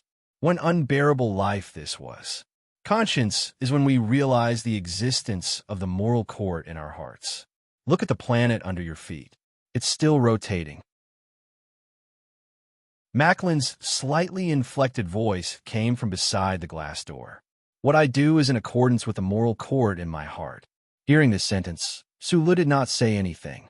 He silently completed the connection of the safe house's assembly system. He raised his wrist and said softly to his watch, "Can you hear me?" Cracking the safe house's password required a powerful computing platform. In the plan, this task should have belonged to the high-level workbench at the mountaintop, and the person operating the workbench should have been Magnolia. Secretary Bai's soft but reassuring voice did not come through the earpiece. Suli's heart gradually turned cold. During the later part of the assault, Magnolia at the mountaintop disappeared. He did not think that Secretary Bai had betrayed him at the most critical moment, because Magnolia had an excellent opportunity to do so. Sulu was only worried that something might have happened to Magnolia at the mountaintop. Without the workbench to remotely decode the code, how could he open the safe house? Sulu should have confirmed this before the connection. Otherwise, it would have been a waste of time. But strangely, he did not seem to have such knowledge. Instead, he directly reconnected to the assembly system. With a soft beep, the 8 hidden buttons on the glass door outside the safe house were all locked. It was harder to break them before. He dragged his injured leg back to the glass door, raised the pistol, and narrowed his eyes to aim at the circle left by the bullet on the glass door. He pulled the trigger again. His heart was a little heavy and anxious. He was very confident in the glass door in front of him. However, at this time, the reinforcements had yet to arrive. The people from the 2nd Military Region had yet to arrive, and the helicopters had yet to arrive. The spaceship in the distant spaceport was still waiting for him. Would he be able to board the spaceship that did not require a ticket today? His heart was also a little heavy and anxious. Who knew how many light years away, in the star sector outside the Federation, there was a person whose heart was heavier and more anxious than Sulu and Macklin, who were on the brink of death. Lin Banshan, the top figure in the 2nd generation of the 7 major families in the Federation, the most famous rebel, and the one who could break the marriage alliance between the 2 families, was looking out of the glass window with a melancholy face. The glass window reflected his thin and cold face, which overlapped with the street view of the first administrative planet of Bermuda outside the window. It was somewhat unpredictable. The living environment of the Bermuda star sector was much more dangerous than that of the Federation. Even though it was the #1 administrative planet, the 4 seasons were much harsher. For example, it was late winter outside the window, and the temperature had dropped to -30 degrees Celsius. The smugglers who should have been wandering on the streets had no choice but to return to their lairs or spaceships. Lin Banshan should have been in South Kazhou at this time, eating meat and drinking with his most trusted right-hand man, Zhang Xiaohua, while watching the presidential inauguration ceremony with a smile. But as early as 10 days ago, he quietly left the Federation and came to Bermuda alone. He, who was evaluated by Lady Tai as a hero in troubled times, left his roots and subordinates so easily, and took the risk to secretly come here. Naturally, he had something important to do. Many years ago, he also came to the dangerous Bermuda alone like this and built his own empire in this chaotic land. In these 10 days, he was going to rely on the foundation he built back then to investigate the suspicious case from decades ago. Even Lin Banshan couldn't help but feel heavy and anxious when he thought of the suspicious case. He stood in front of the window, waiting for the results of the interrogation. His shoulders felt like they were cut by a knife, and he felt a little overwhelmed. He turned back and walked to his desk. The light screen that had not been turned off for a day and a night was constantly playing a video on loop. The video was obviously very old, and the picture quality was quite blurred. Bermuda was not like the Federation, which had the support of the glory of the Charter. It did not have the support of the huge database of the central computer. It had to be said that Lin Banshan was extraordinary to find this video from many years ago. Lin Banshan sat in a chair, squinting at the video, motionless. In the video, the respected old senator was just a young man who had just retired from the army. The 2 people who were talking to him, one was a young fat man, and the other had a delicate face, but gave a strange feeling, as if he was wearing a mask. A file appeared on the light screen. Lin Banshan pinched his tired eyebrows and opened the file. The file was the result of the analysis by a professional lip analysis expert. Lin Banshan looked at the dialogue in the file, and his eyes gradually narrowed. An extremely cold chill appeared in his eyes. Night Scorpion, Gary Corridor. Lin Banshan murmured and repeated the two nouns, confirming something. He suddenly got up, pushed open the bookcase behind him, walked into the secret room, and said coldly to the confidential secretary, "Connect to the Bureau of Proclamation." The confidential secretary nodded. "While operating," he replied, "the synchronization will take 7 minutes. Don't worry about synchronization." Lin Banshan coldly scolded now. Whether it was in the Federation's underground society or traveling the universe, this most famous prodigal son of the Federation was always so calm when dealing with his subordinates and partners. Especially the people in this room. They had followed him for many years, but it was the first time they saw him so cautious.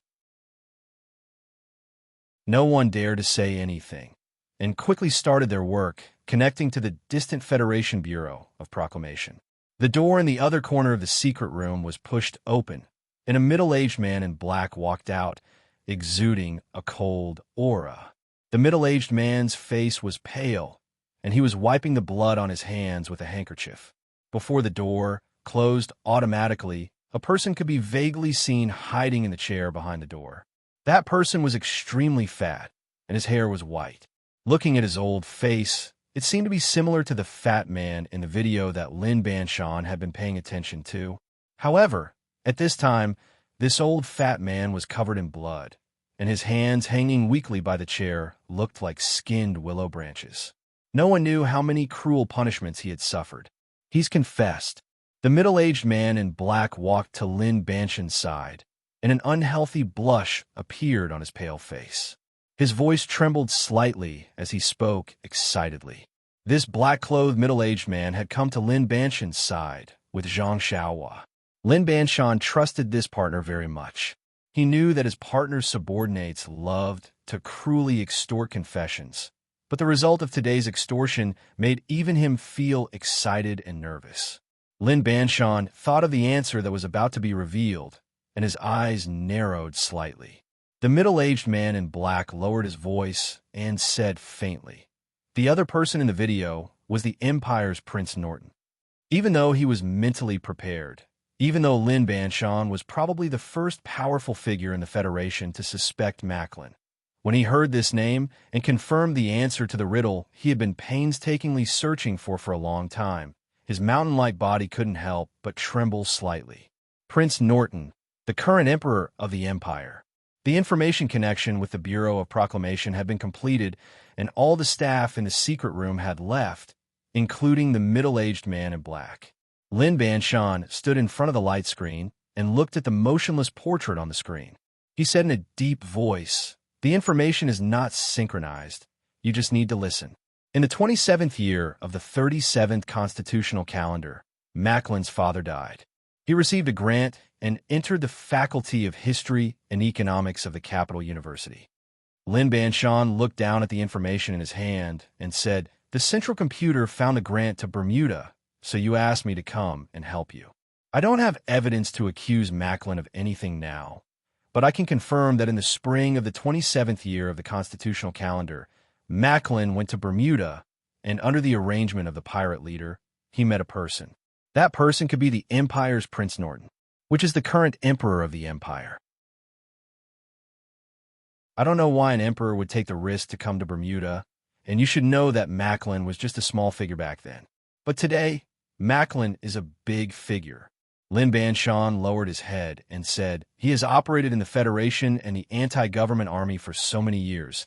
I'm worried that the coordinates of the 2 space passages in the Night Scorpion Nebula and Gary Corridor, the things we want to protect, should still be in his hands. Within the Federation, he can't send these things away. All these years, he hasn't left the Federation even once." Lin Banshan raised his head and looked at the motionless light screen. He said firmly, full of murderous intent, "My suggestion is that we don't need evidence. Find Macklin and kill him. I'll remind you one last time, "This matter has nothing to do with politics. It only has to do with the Federation," he said with a sullen face, then turned off the light screen and walked out of the office without looking back. "Get ready.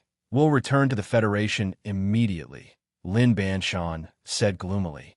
As the top talent of the 7 major families in the Federation, he knew better than anyone the pedantic and dangerous politics of the Federation.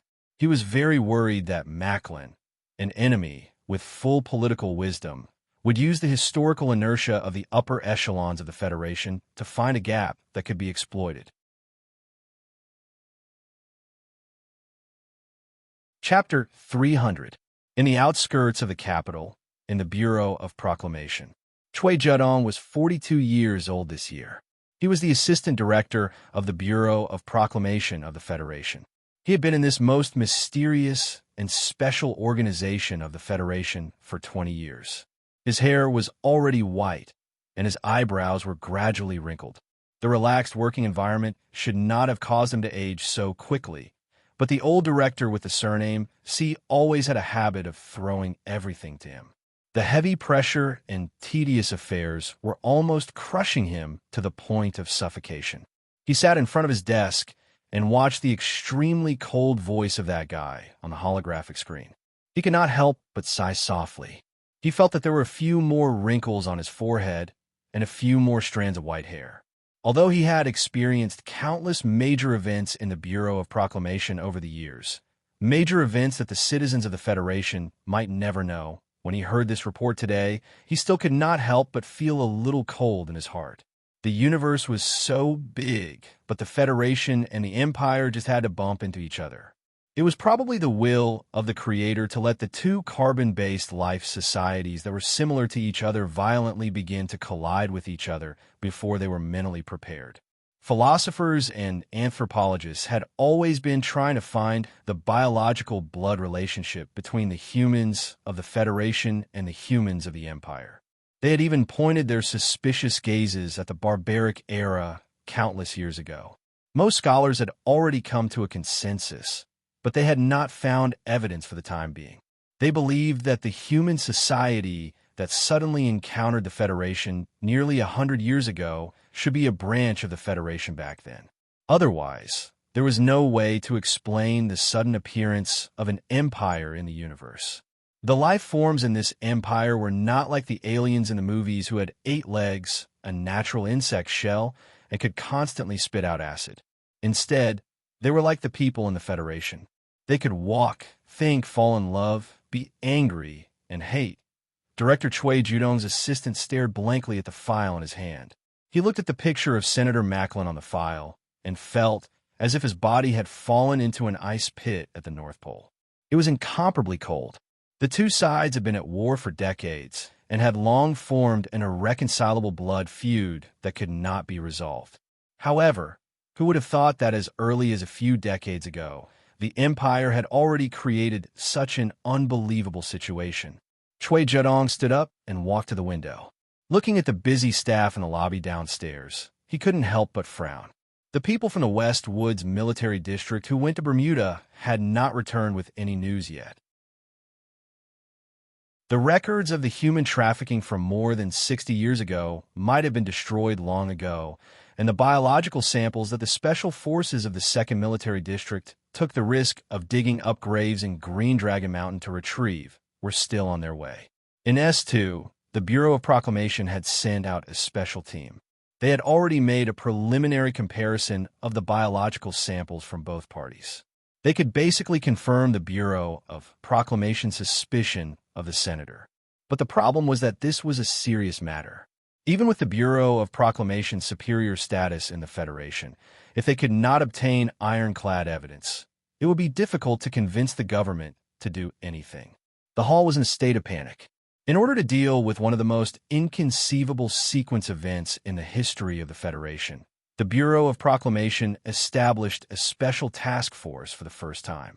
The reason why the old director with the surname Yin wanted to establish this special task force without the government's knowledge was because the target they were investigating, whether it was within the government or lower-level organizations, had an unimaginable number of partners and fanatical supporters.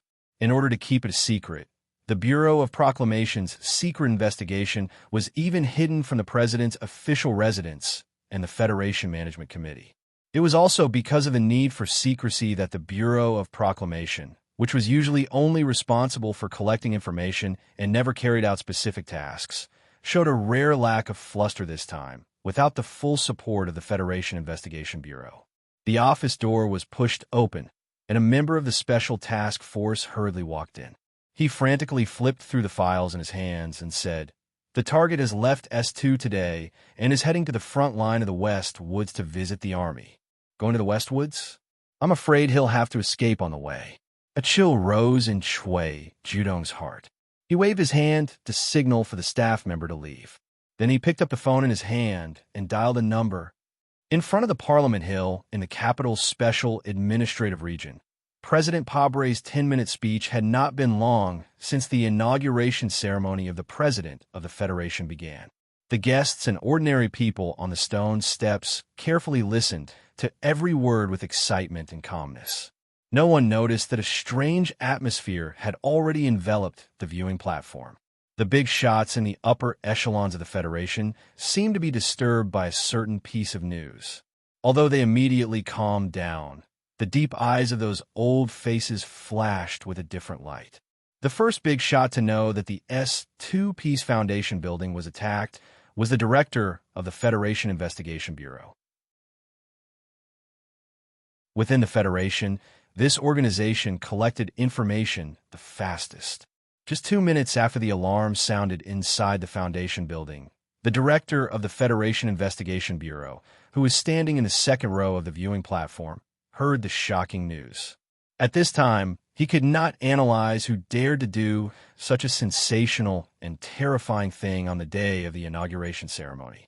The director held the phone and occasionally looked up at President Pabre, who was giving a speech on the stage. He frowned slightly and forcibly suppressed the anger in his heart.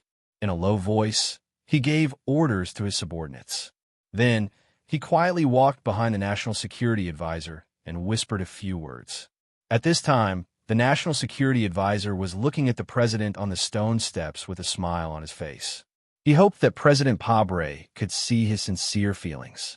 Although he was President Sieg's teacher, he still hoped to play a role in the new government. Suddenly, he heard a voice behind him. His face immediately became gloomy. He turned around and said a few words in a low voice. The actions of these two big shots immediately fell into the eyes of many people. The guests on the viewing platform could not help but speculate in their hearts. What had happened that made these two big shots want to talk about it, regardless of the fact that President Pabre was giving the most important speech?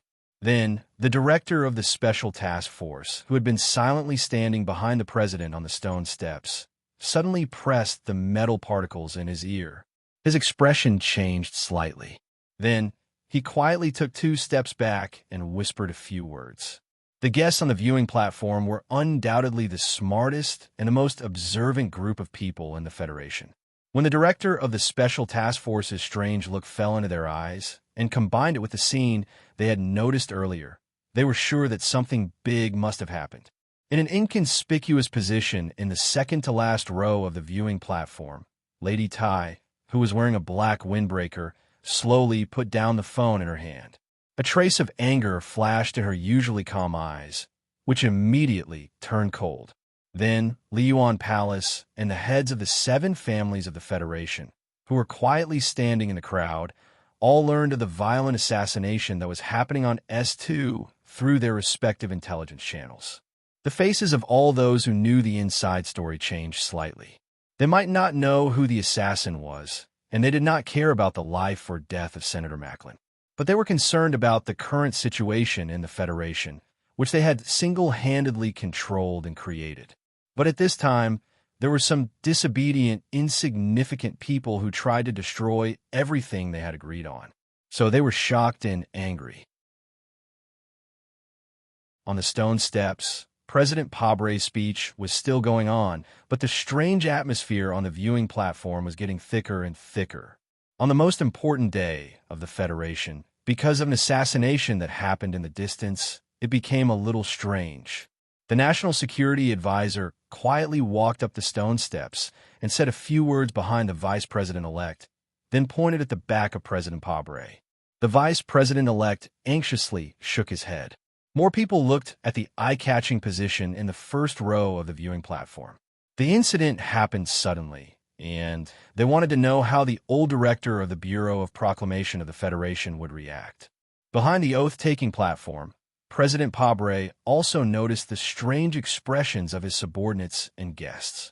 He narrowed his eyes and calmly continued his policy speech, but the corner of his eyes swept over the director of the Bureau of Proclamation. In the eyes of the crowd, the white-haired director looked down as if he didn't know anything. In fact, he was very clear about the reason for the strange situation at the presidential inauguration ceremony. In fact, he was the first person in the capital city to know about the S2 assassination. At this moment, the phone in his pocket vibrated. He leaned on his walking stick and left the viewing platform in a senile manner. Accompanied by his subordinates, he walked toward the back of the platform. He did not seem to care about the gazes that fell on him at all. It was as though this was not a presidential inauguration ceremony, and President Pabre was not giving a speech. The old director held the phone and listened silently for a while, then slowly said, "How long has Sulu been in there?" 14 minutes, 27 seconds. On the other end of the phone, the assistant director gave an extremely accurate answer. "Well, it seems that we can't count on him anymore." The old director heard the answer, slightly lowered his eyes, and said, "You think he will escape? He was scheduled to leave S2 today, but the problem is that we don't know where the spaceship he prepared is." On the other end of the phone, Chui Zedong said in a low voice, "And his identity is special. The Bureau doesn't have any evidence yet, so it's not convenient for us to directly issue orders." The old director was silent for a long time, then said, "The Bureau of Proclamation's words are the evidence." On the other end of the phone, Chui Zedong didn't say anything and just listened quietly. "Comb through all the aircraft that left S2 today.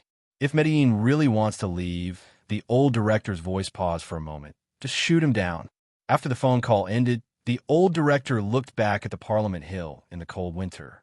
His eyes slowly fell on the lady on the viewing platform, and then he frowned and looked at the so-called big shots on the platform.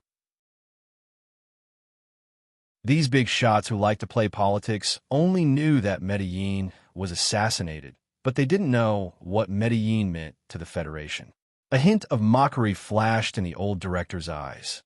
To him, as long as the Bureau of Proclamation started paying attention, no one in the Federation could avoid the glory of the Constitution, and that was the same for Senator Medellin, who was well aware of the political shortcomings of the Federation.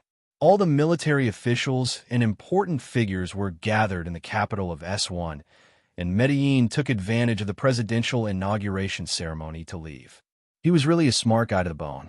Without the military's orders, who dared to stop Medellin from leaving? If that person really went into the depths of the vast universe, who could stop Medellin's return? Director C sighed softly, shook his head, and walked toward the Federal Fleet Commander, 3-star General Hong Yuliang. If the Bureau of Proclamation wanted to forcibly seize the temporary command authority of the fleet and shoot down Medellin's spaceship, they would at least have to give this strong woman a heads up. Of course, Director C also knew very well that without a trial, the Bureau of Proclamation would have to pay a heavy price after killing a senator, a highly popular vice presidential candidate, and this price would most likely be his early retirement. However, he did not hesitate at all.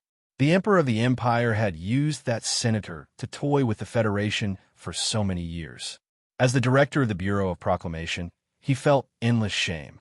If he could still let Medellin leave alive today, he might as well commit suicide. The Federation's second military region, Oak State Garrison Headquarters. The Golden Foundation building is calling for the third time, requesting emergency support. The enemy's attack speed is too fast, and they have a lot of firepower. A first lieutenant staff officer quickly ran behind the garrison commander and said with an unpleasant expression, "Commander, should we send a combat team over?"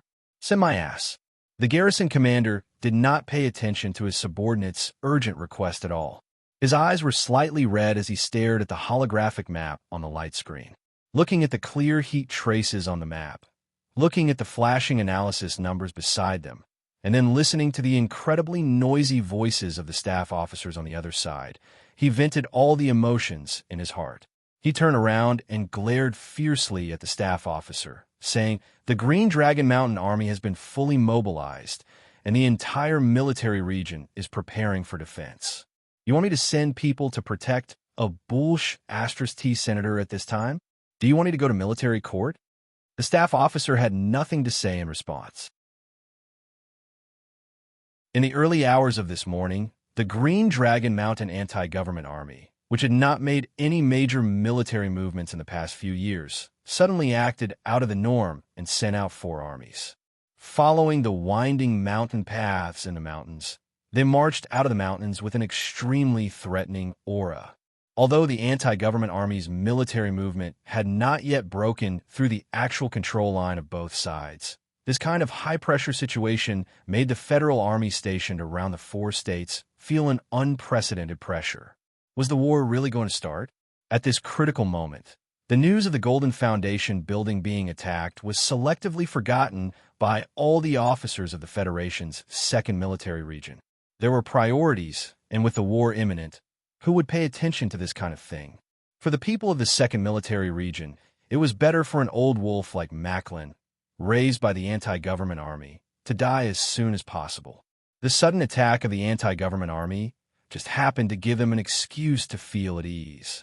It was because of the Green Dragon Mountain Anti-Government Army's sudden combat readiness that the 2nd Military Region, which was currently under a rain of bullets, had no intention of going to provide support, even though it had been almost 20 minutes since the attack. What are these wolves in the mountains trying to do? The garrison commander stared coldly at the increasing number of red dots on the map. His heart was extremely cold.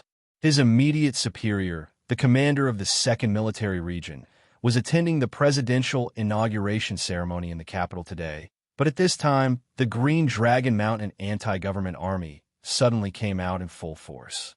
This situation was very suspicious.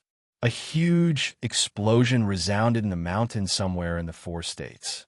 This was not the front line of the battle between the government army and the anti-government army, but an abandoned factory that no one paid attention to. Reporting, "Mission successful." An anti-government army soldier wearing a camouflage uniform came to the forest and said to the middle-aged man wearing a straw hat in a deep voice. He smiled and patted the shoulder of the subordinate, then turned around to look at the place where the smoke rose. At this time, the comrades in the mountains should have already assumed a full-scale attack posture.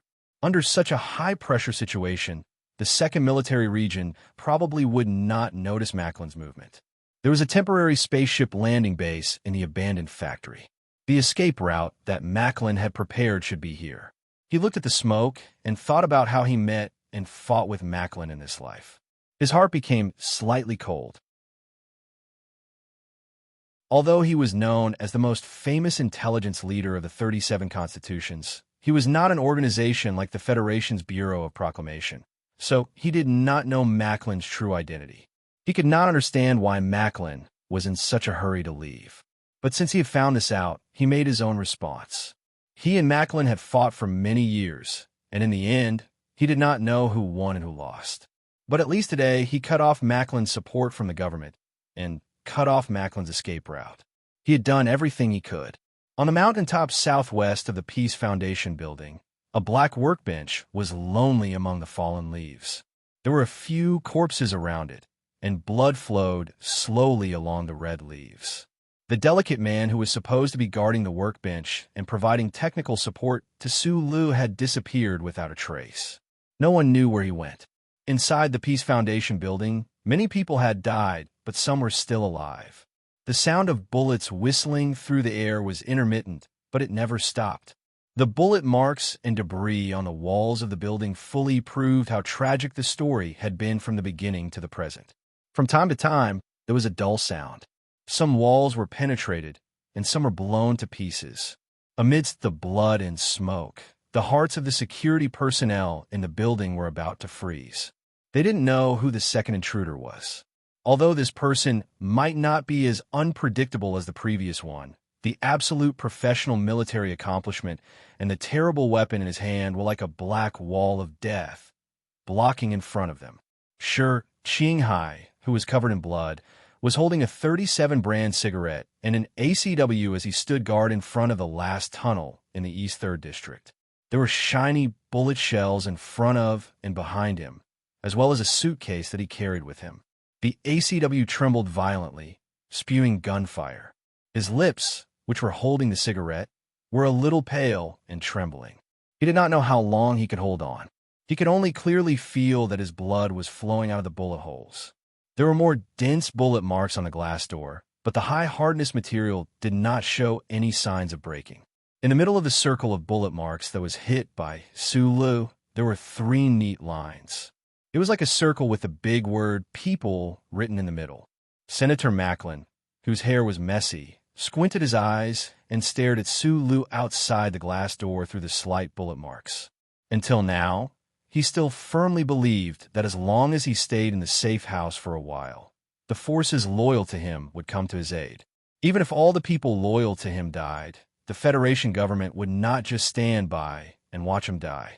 The commotion caused by his death would cause the 2nd Military Region to come to his rescue. As long as he left the Peace Foundation building, he would be able to rush to the unknown base, take the spaceship, and leave S2. During the long journey to the West Woods, he would quietly disappear from Bermuda and return to his hometown. This would be a long journey home. What awaited him would be unprecedented achievements and a warm welcome from his family. However, this councilman didn't expect that there were many people who didn't know his true identity, but still used all their strength to try to keep him here or kill him for some ridiculous reason. For example, Shi Qinghai, who was fighting a bloody battle outside the room, or Sulu, who was outside the glass door. Even if he could leave the building, he could not leave S2. Even if he left S2, what awaited him would be the Bureau of Proclamation's ruthless authority and the gunfire from the space fleet. Of course, if it was not for Sulu silently killing his way in today, perhaps before the Bureau of Proclamation could take action, Macklin would have already disappeared into the vast universe. The glass door did not shatter. Sulu lowered his head, but he was not disappointed. He took out a nutrition bar and ate it in big bites. Then he sat down in the open space in front of the glass door and closed his eyes as if he was about to fall asleep. Macklin narrowed his eyes as he watched his strange actions. A strong sense of uneasiness grew in his heart, but he did not know where this uneasiness came from. Suddenly, he understood. His uneasiness came from his opponent's calmness. The young man outside the door had always maintained an absolute calmness, and this calmness was rather frightening. Macklin gently turned the pen in his hand, his pupils constricting slightly. There was something very important hidden in the pen. It contained the specific data of the 2 channels of the Night Scorpion Nebula and the Gary Corridor, as well as an extremely fine chip. If it were not for the election failure, perhaps he would not have thought of going home. However, he had already obtained enough valuable information. He should be able to go home with confidence. At this moment, Macklin's homesickness overwhelmed his fear of the current situation. Macklin had previously told Sulu through the door that although he was a genius engineer, he would not be able to open this security door. Sulu, who was sitting on the ground, opened his eyes at this moment. He looked at the senator behind the door and said, "I'm very good at physics." As soon as he finished speaking, his body began to tremble violently. His face was pale, but his eyes were exceptionally bright. He took a step forward, roared, and transferred all the energy in his body to his right arm in an instant. Then, he punched out like lightning. There was no need for tools. Humans were the best machines. Sulu only believed in his own fist. This punch happened to hit the point where the bullet marks converged, right in the middle of the character human. With a muffled sound, it seemed as if the entire room began to tremble. Following the sound of paper tearing, a crack suddenly appeared on the extremely hard glass door that even bullets could not penetrate.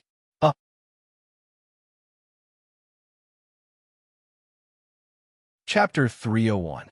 After following Professor Shinyulin for many days, Su Li's theoretical physics was still his shortcoming. However, As an engineer with rich practical experience, his understanding and application of the non-elastic Hawk's law was not something an ordinary person could compare to. The connecting assembly system made the outer transparent material of the safe house sturdier. Bullets were used to forcibly draw a balanced line on the surface of the safe house. Finally, gravity was applied to the connecting part. Only then could one strike succeed. It was not difficult to have the theory and dare to put it into practice. The key was to have the means and ability to implement it and smash the evil safe house. The most important thing was Sue Lee's last punch. This punch was too fierce and too heavy. It was like a large steel ball hanging from a heavy dismantling machine, whizzing over. No matter how sturdy the design of the safe house was, it probably never occurred to them that a person's body could explode with the power of such a heavy machine. Therefore, in front of Sue Lee's fist, the transparent glass door cracked open. The white cracks spread out like a spiderweb. Then, it shattered into a messy postmodern image. In the end, it shattered into countless pieces of brittle glass and fell to the ground. It was like thousands of piles of snow piled up between the two of them.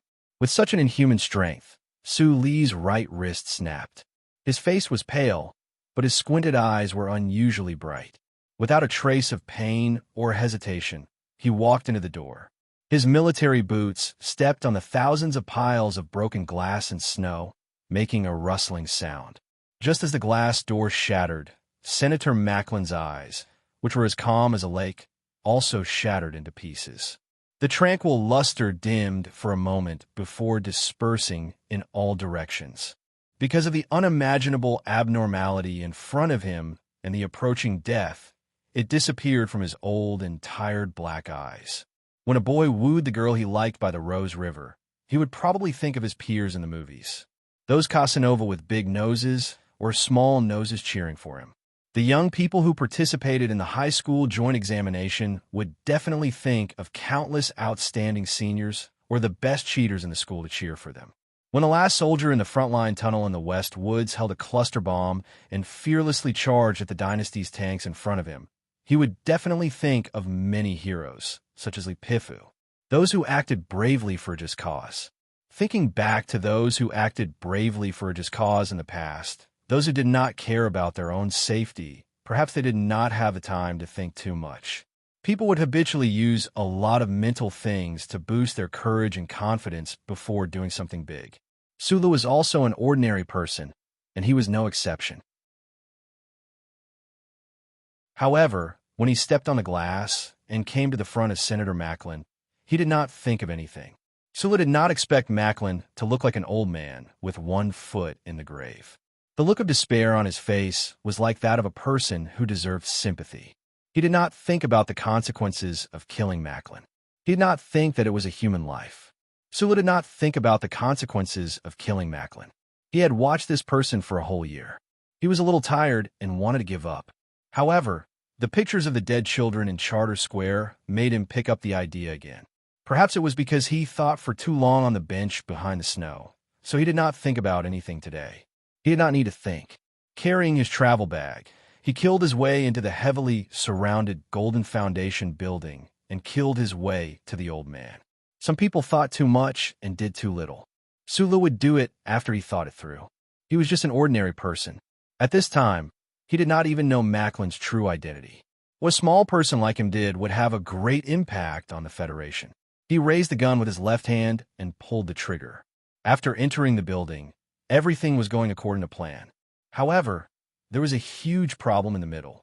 But from the way Sulu dealt with the matter of the safe house, under the premise that he had enough information, he was a very calm person who could come up with a plan. So at this time, he was sure that there was still one bullet left in his gun, the last bullet. However, the shot did not go off. The tough guns in Team 7's armory finally had a problem for the first time, but it happened at the most critical moment. Sulu mumbled something vaguely. Blood was flowing from the corner of his mouth. He threw the gun in his hand to the ground. At this moment, Macklin's slack eyes quickly closed and regained their luster. He had experienced too many moments of life and death in his life, but there was not a moment as shocking as when Su Lu pulled the trigger between his eyebrows. However, when this moment disappeared, the experienced and tough Macklin was ready to seize this last chance. He did not try to take out the gun in his pocket to shoot. This was because what had happened before made him very clear that the small-eyed man in front of him had an unparalleled and terrifying strength in these aspects. Macklin reached out the pen that he had been holding in his hand and handed it to Su Lu. He said in a hoarse voice, "I think you should need this very much." Until now, Macklin was still thinking about why this person called Su Lu wanted to kill him. If it was to avenge the girl called Zhang Xiaoming, but Zhang Xiaoming was not dead. This experienced and ruthless Macklin would never have thought that Su Lu wanted to kill him because of some old things that he thought were not worth mentioning in the eyes of the big shots in the Federation, such as Lin Hai and the concert. He had always thought that Su Lu had invaded the Golden Foundation building and wanted to kill him for other reasons. There was some great interest involved. Perhaps he was representing the will of Lady Tai, or perhaps he had some conflict with those guys in Green Dragon Mountain. Therefore, Macklin handed over his pen and was ready to negotiate with him in a hoarse voice. Su Lu looked at the pen in front of him and was slightly stunned. He thought to himself, "Should I say thank you? I want to kill him now, but he still wants to find a convenient person for me?" He was so calm and indifferent in the face of death. Although this Macklin was an unforgivable person, it still made him feel a little emotional. No one, not even the history books of the Federation in the future, knew that this was actually just a misunderstanding. Su Li's face was expressionless. Perhaps this was the only way to calm his emotions. He took the pen and stabbed it in silence. The black, expensive ink pen had a hard alloy tip at the front end. It drew a dark ray of light in the air, like a knife that the orphans of Donglin would play with on the muddy ground. With a poof, it pierced into Macklin's neck. Then it was pulled out. Macklin did not react at all. It was not until the blood on his neck spurted onto the wall that he realized what had happened. He frowned and covered the wound on his neck that was spurting blood. He stared at Su Lu and wanted to say something, but no words came out. He took 2 steps back, tripped over a chair, and sat on the ground with a crash. Blood continued to flow out from the gaps between his pale and withered fingers. The old senator furrowed his brows in pain and breathed in the last few breaths of air. His eyes widened as he looked at Su Lu with a trace of disbelief. Finally, he twitched a few times and stopped breathing. During the process of Macklin's death, Su Lu stared at him silently. He stared at his face, his eyes, the fingers on his neck that were covering the wound, and the blood that was oozing out between his fingers. As the blood oozing out between his fingers became less and less, and thicker, he took a deep breath. At this time, he seemed to have some free time to think. Watching the person in front of him slowly die, Su Lu thought of the beautiful ticket takers in the Lin Hai State Gymnasium. Those girls whispered behind him, discussing how such a student could sit in the most luxurious box. Some of those girls later became corpses. Su Lu had seen it with his own eyes when he was on the run with Tai Ziyuan. He thought of the concert in Mountain 4 states. He thought of the children who died at the age of 6 or 7. He thought of the children's innocent and young faces when they died and slept. He thought of their families and the few people in Charter Square.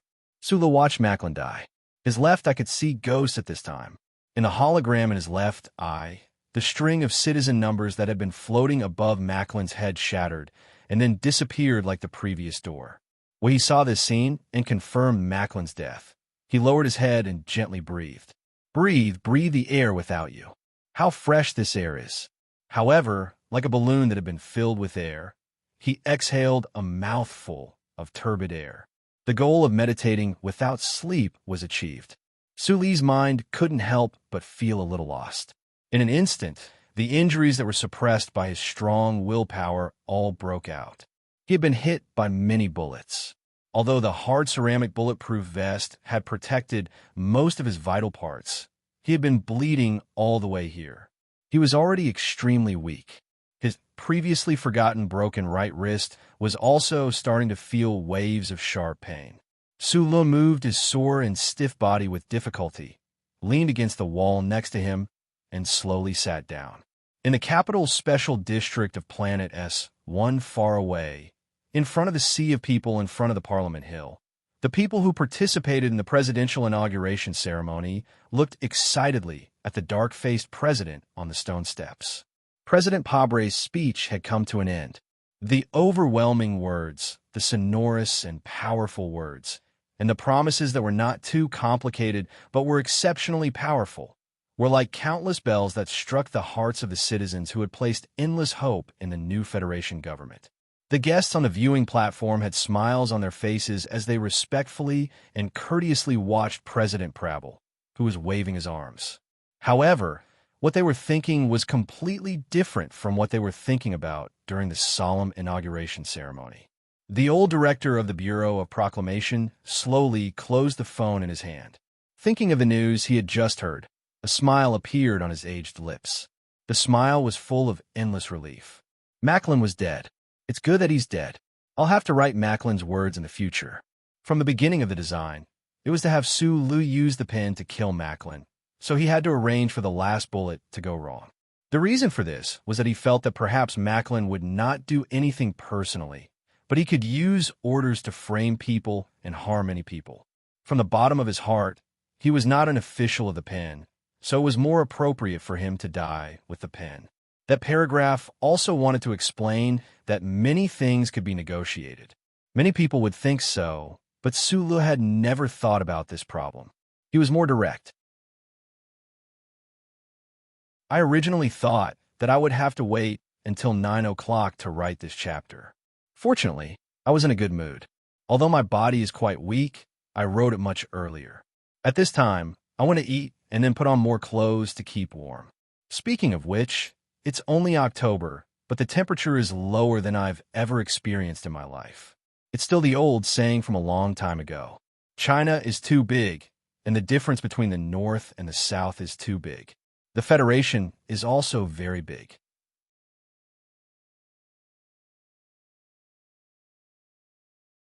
Chapter 302.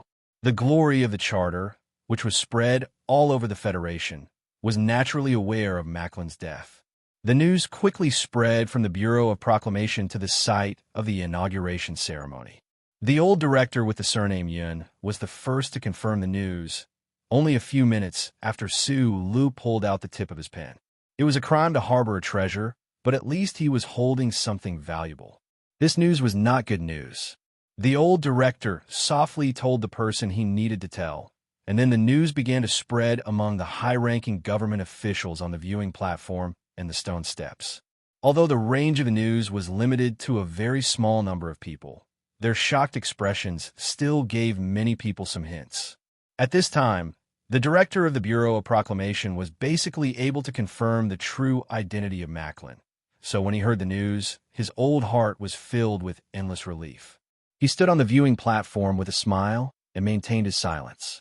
The other high-ranking government officials, however, did not know this at this time, so their expressions were the opposite of his, extremely ugly. With warm applause, whistles, and music in front of Parliament Hill, President Pabre ended his speech. He kindly and extremely politely thanked the old Chief Justice, Mr. Hiying, and then waved to the people below the stone steps. He held his wife's hand, and accompanied by his aides and office officials, they walked to the resting area. On the way, Vice President Byron and the director of the Federation Investigation Bureau quickly whispered a few words in his ear. President Pabre's expression suddenly became serious, his dark face hiding a trace of deep anger. He pondered for a moment and then quickened his pace. The inauguration ceremony was still going on, and there should be several performances to set the atmosphere. The top cultural figures from various regions of the Federation would work hard to show their best side, so the sea of people did not disperse, but waited excitedly. They did not know that the Federation had a big event today, and no one noticed the president's quick pace in the shadow of the winter tree. The guests on the viewing platform gradually dispersed. The high-ranking officials and generals of the government and military were all heading towards the president's residence, not far away, to participate in the first Federation government meeting. At this time, They roughly knew what had happened in the 4 states around S2, and their expressions couldn't help but be somewhat worried. The president of the 3/4 Federation Bank, old Mr. Li Yuan Gong, walked down with the help of his son. The short man adjusted the black round hat on his head, squinted his eyes, and looked back at Lady Tai. He found that the lady had already left. He couldn't help but sigh softly. Macklin is dead. We don't know who did it yet, but there should be news soon. Get ready. In the cold weather, the old man from Li Yuan Palace coughed twice. The wrinkles on his face were as deep as knives. He looked at his successor and said, I think the president must be very angry. On the first day he came to power, he received such bad news. Li Xiuzhu, wearing a short gray windbreaker and a bow tie, looked very energetic. Although he had already guessed before, he had never thought that he would hear the news of Macklin's death today. His beautiful eyebrows instantly furrowed. He lowered his voice and said in a hurried tone, Father, what should we do? The Federation government will naturally do what they should do. Li Yuan Palace took off his thick gloves and walked out along the special passage for the distinguished guests. What we need to do is to fully cooperate. Fully cooperate? Cooperate with what? Suppress the commotion that may soon arise because of Macklin's death? Li Xiuzhu's furrowed brows still couldn't loosen. Thinking of the politician who had just died, the old man from Li Yuan Palace couldn't help but sigh softly. White mist scattered around his dry lips. The Federation can't be in chaos. I think both President Pabre and his wife will realize this. The old man said, since he's already dead, we have to accept this reality and do a good job of cooperating. This sentence was said very indifferently. The death of Macklin, who had been secretly cooperating with the Li family for a long time, was like a stranger in this old man's words. Last time he was just caught and sent to the Justice Department, and this is already happening. I'm very worried, Li Xiuzhu said worriedly. Behind him, for some reason, there was a burst of enthusiastic cheers in the square. The old man from Li Yuan Palace walked forward with a smile and said slowly in an old voice, I never look down on any ordinary people, but I also never overestimate their loyalty to their beliefs. Li Xiuzhu's heart trembled slightly. He vaguely understood something. Last time, Macklin's fanatical supporters had caused such a big commotion in the Federation. It seemed that his family was behind it. However, at that time, the Li family needed Macklin's ability to incite people to ensure that the Federation's investigation wouldn't go too deep and involve them. Now that Macklin was dead, the Li family naturally didn't have to worry about anything. They naturally had to stand firmly on the side of the government, or rather, on the side of the people. A few black cars without obvious markings were walking on the side road. The winter trees had no leaves, and the sun was clear and cold. Because of the traffic control of the presidential inauguration, these few cars were particularly eye-catching. Lady Tai sat in the back and looked at the street through the window. For the upper class of the Federation, this appearance on the viewing platform today was a rare opportunity to get close to her. Although she deliberately stood in the most inconspicuous corner after the ceremony was over, who knew how many high officials and nobles tried to say a few words to her.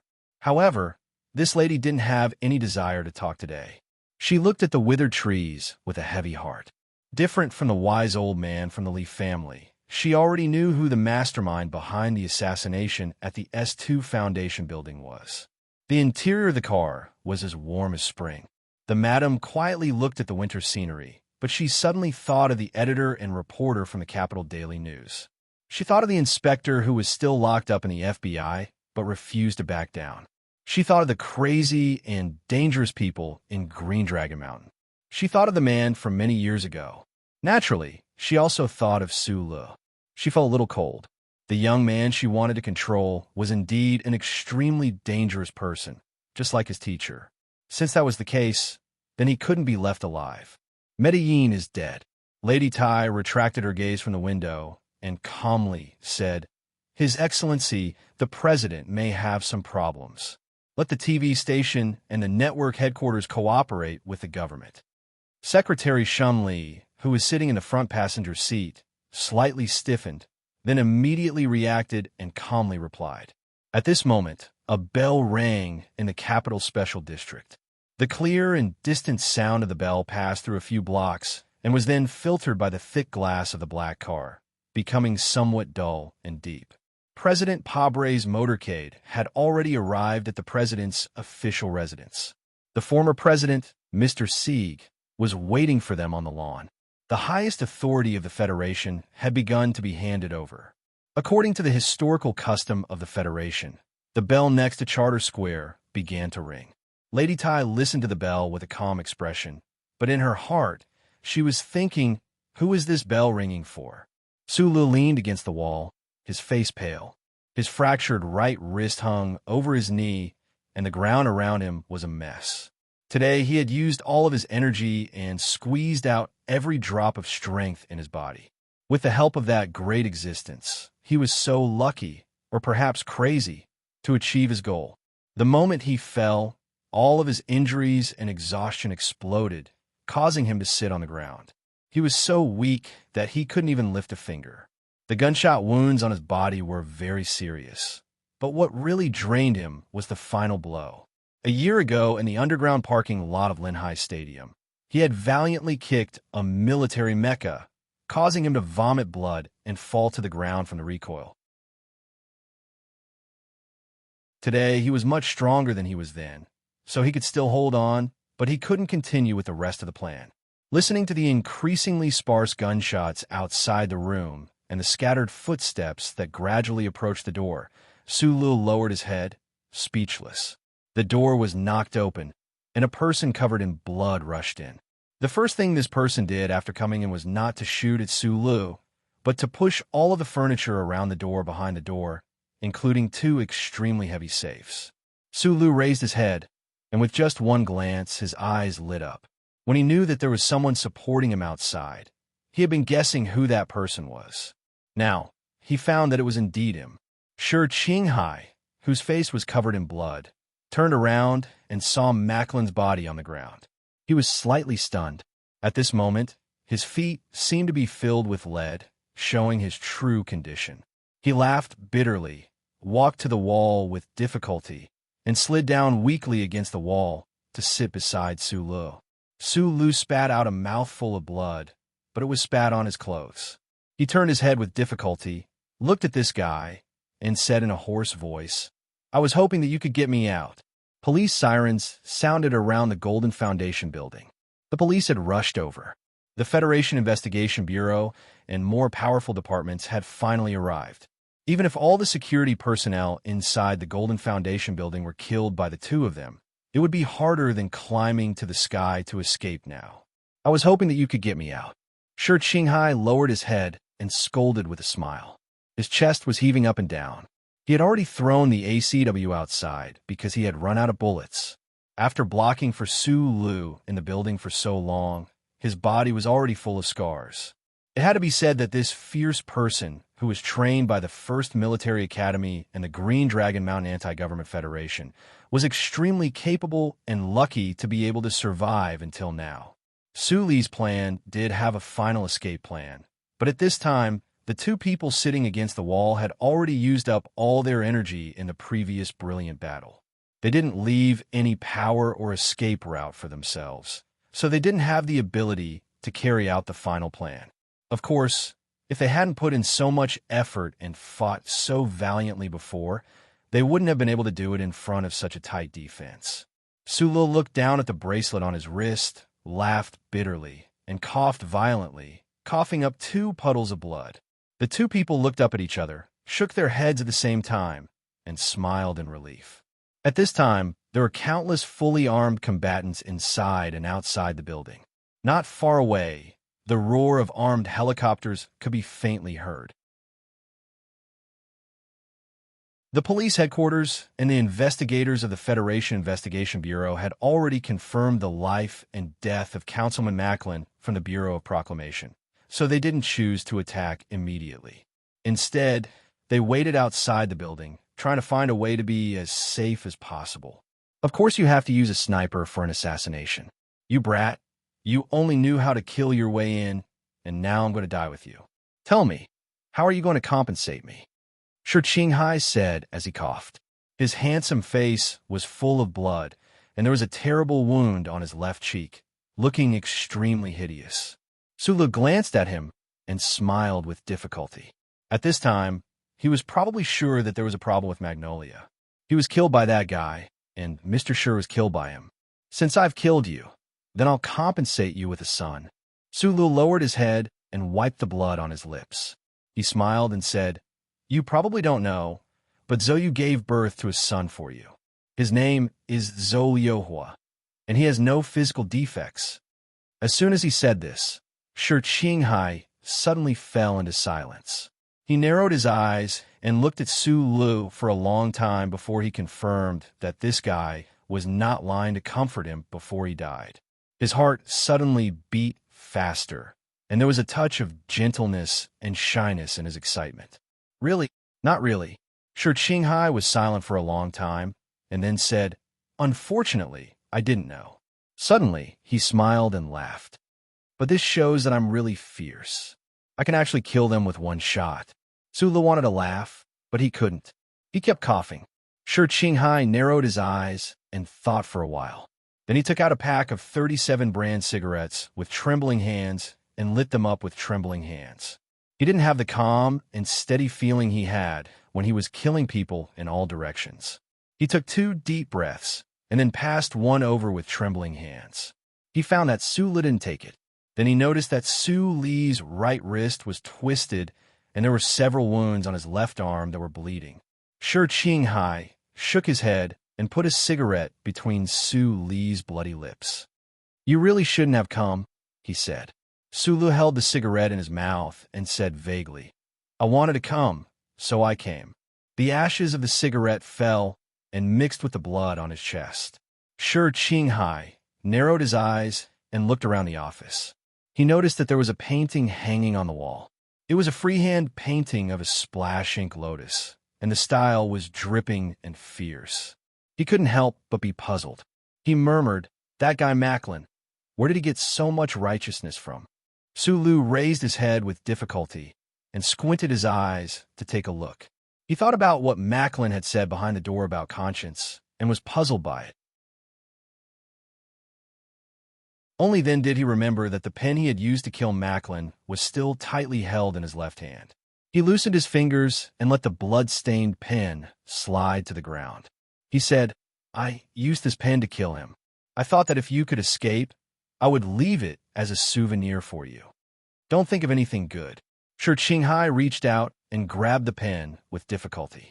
He looked at it curiously and suddenly said, "I don't know if the government will allow me to leave this pen to my son as an inheritance." "Don't think of anything good," Su Lu answered weakly with his head down and the cigarette in his mouth. "Zoyu didn't find another man, did she?" "No, I kept an eye on her for you. Why do I feel a little guilty? I found another woman, but I didn't know, so it's not wrong, right? Hey, when did you become so close to her? I don't think I know her that well." "Oh, this is another long story." The inside and outside of the Foundation building was heavily guarded. Blood and bullet marks filled the building. Countless fully armed combatants were holding guns and occupying all the passages. They surrounded the room. Maybe in the next moment, they would rush in and kill the 2 powerful terrorists. However, the 2 people who made them feel like they were facing a great enemy were no longer able to fight. They were sitting next to Macklin's body, smoking a 37 brand cigarette and talking about some very boring things. I just heard the sound of a bell. Shi Qinghai took the half-burned cigarette from his mouth and said lightly. The filter of the cigarette was full of blood. "Oh, what time is it?" Sulu lowered his head and said purely subconsciously. Shi Qinghai looked at him helplessly and said, I heard the death knell for us." As soon as he finished speaking, gunshots rang out. The glass window on the right side of the senator's office was instantly shattered into pieces. Then a smoke bomb was shot in. In the chaos, a few Special Forces members dressed in black slipped down from the sky and pounced in like a few fierce tigers. There were also several big holes in the wall because of the explosion. Countless fully armed combatants flooded in. "Very unprofessional." Shi Qinghai murmured a few times and confirmed that smoking cigarettes was indeed not as good as smoking cigarettes. Although Su Li's left, I could still see through the smoke and see the movements of the intruders. He couldn't do anything and was too lazy to do anything. Whether it was him or Shi Qinghai, they had no bullets and no strength. Even the blood in their bodies was about to run out. "Don't move. Hands up!" With a few loud shouts, the smoke gradually dispersed. Countless black gun barrels were pointed at the two people sitting against the wall at close range. The head of the special task force walked in with a heavy expression, but the phone in his hand was pressed tightly to his ear. An extremely important order had just come from the distant capital. As soon as he put down the phone, he saw the scene in the room and couldn't help but stiffen slightly. Senator Macklin's body was on the side. This was the news that had been confirmed earlier. What surprised him was the behavior of the two terrorists against the wall at this time. Facing the countless gun barrels, Shi Qinghai, who was already exhausted, quickly raised his hands in the air. He was tearing up because of the smoke, and his eyes were red as he said seriously, "I surrender." At this time, he was holding a cigarette that was almost burnt out in his right hand and a bloody pen in his right. This posture looked very funny. Also, this guy beside me doesn't want to raise his hands and surrender. Shi Qinghai looked at the nervous and solemn special forces of the Federation in front of him and said seriously and sincerely, "Both of his hands are disabled. He really can't raise them." Su Lu, who had been keeping his head down, finally couldn't help but laugh out loud. The cigarette in his mouth spat out and fell to the ground, splashing a few sparks.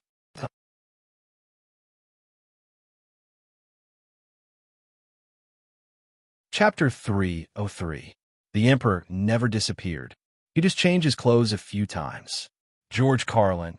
In the late spring of the 68th year of the constitutional era, there were many buildings hidden in the lush forest at the northern end of S1 Nang State. In the early morning, loud slogans and uniform footsteps could be faintly heard coming from the field behind the mountain. Sometimes, the muffled sound of gunfire could be heard coming from the ground.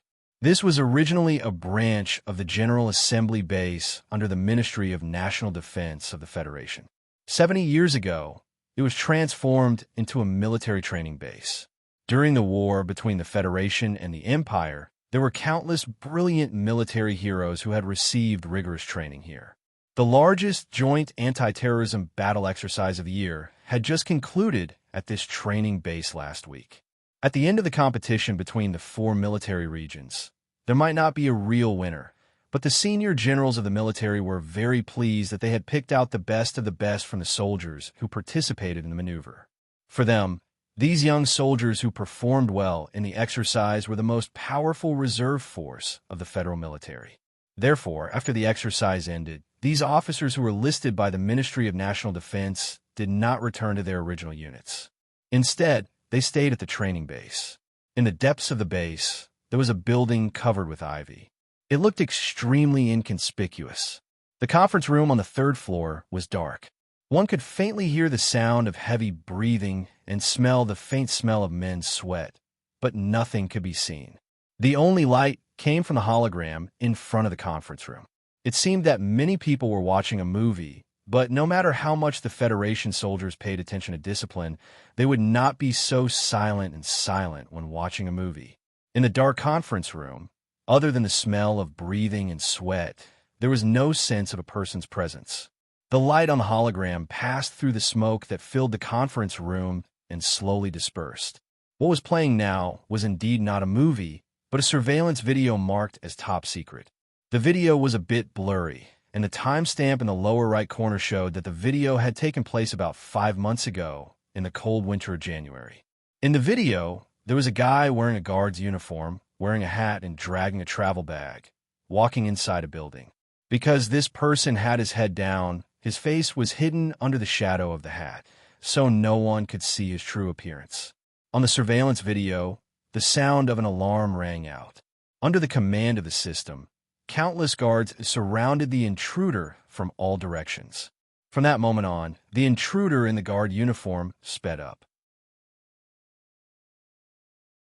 His body on the screen dazzled the audience in the dark. The intruder held 2 light machine guns and began to open fire. He began to run.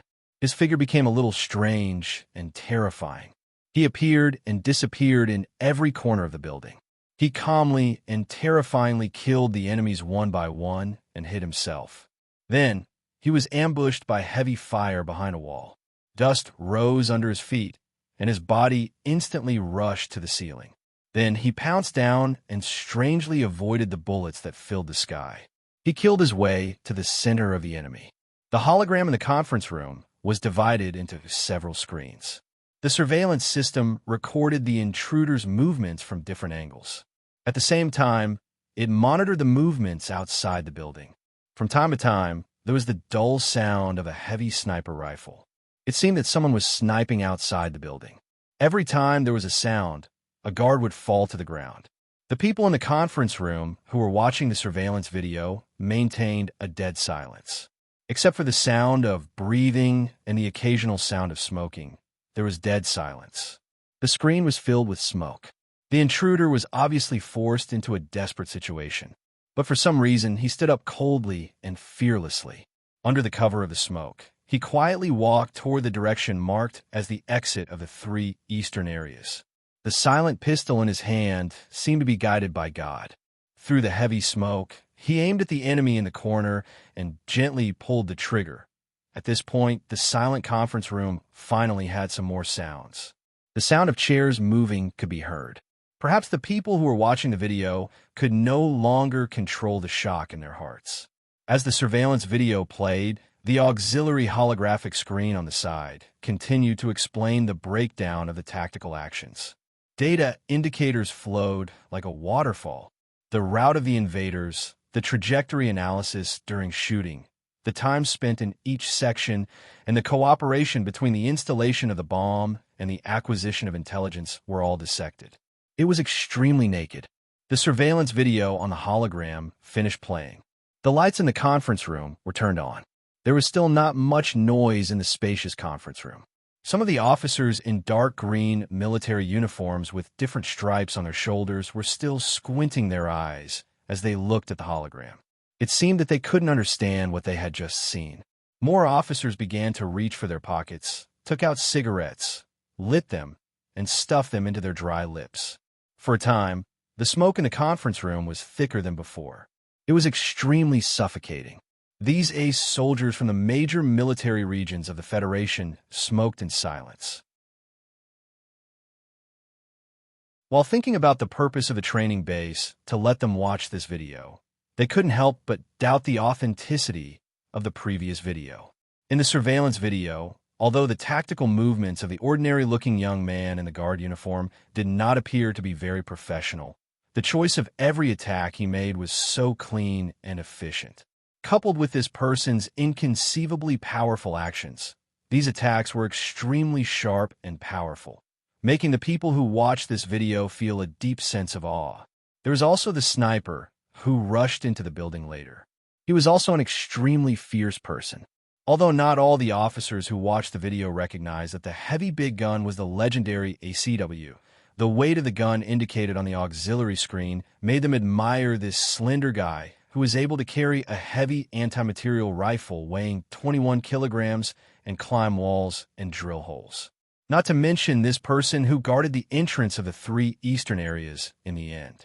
He actually used the anti-material rifle as a heavy machine to block the firepower. If the previous sniping outside the building showed that this sniper was absolutely excellent in military training, then this person later relied on the anti-material rifle to block the 3 entrances. It could only be said that this person played with guns to the point of ecstasy. This person was admirable, but what about that person? He actually calmly walked forward in the smoke like he was playing a game.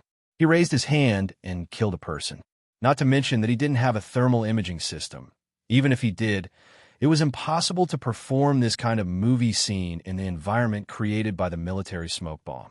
This was not something that a human could do. Therefore, some officers began to doubt the authenticity of this video.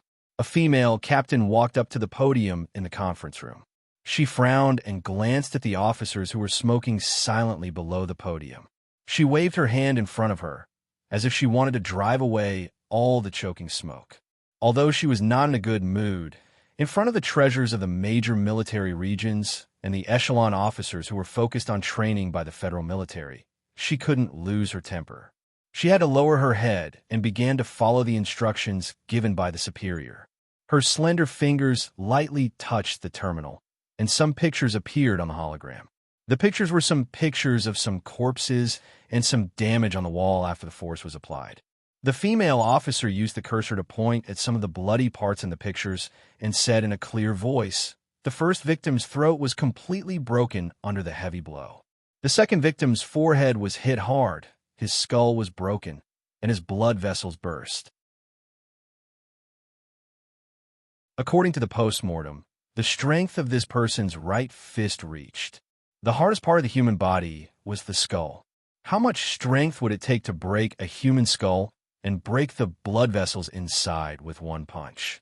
The officers in the conference room, who had just shaken off their shock and were about to discuss a few words with each other, couldn't help but be shocked when they heard the value reported by the female captain. They sat up straight and looked at the hologram with a serious expression. This is the third victim. You can look at the data analysis.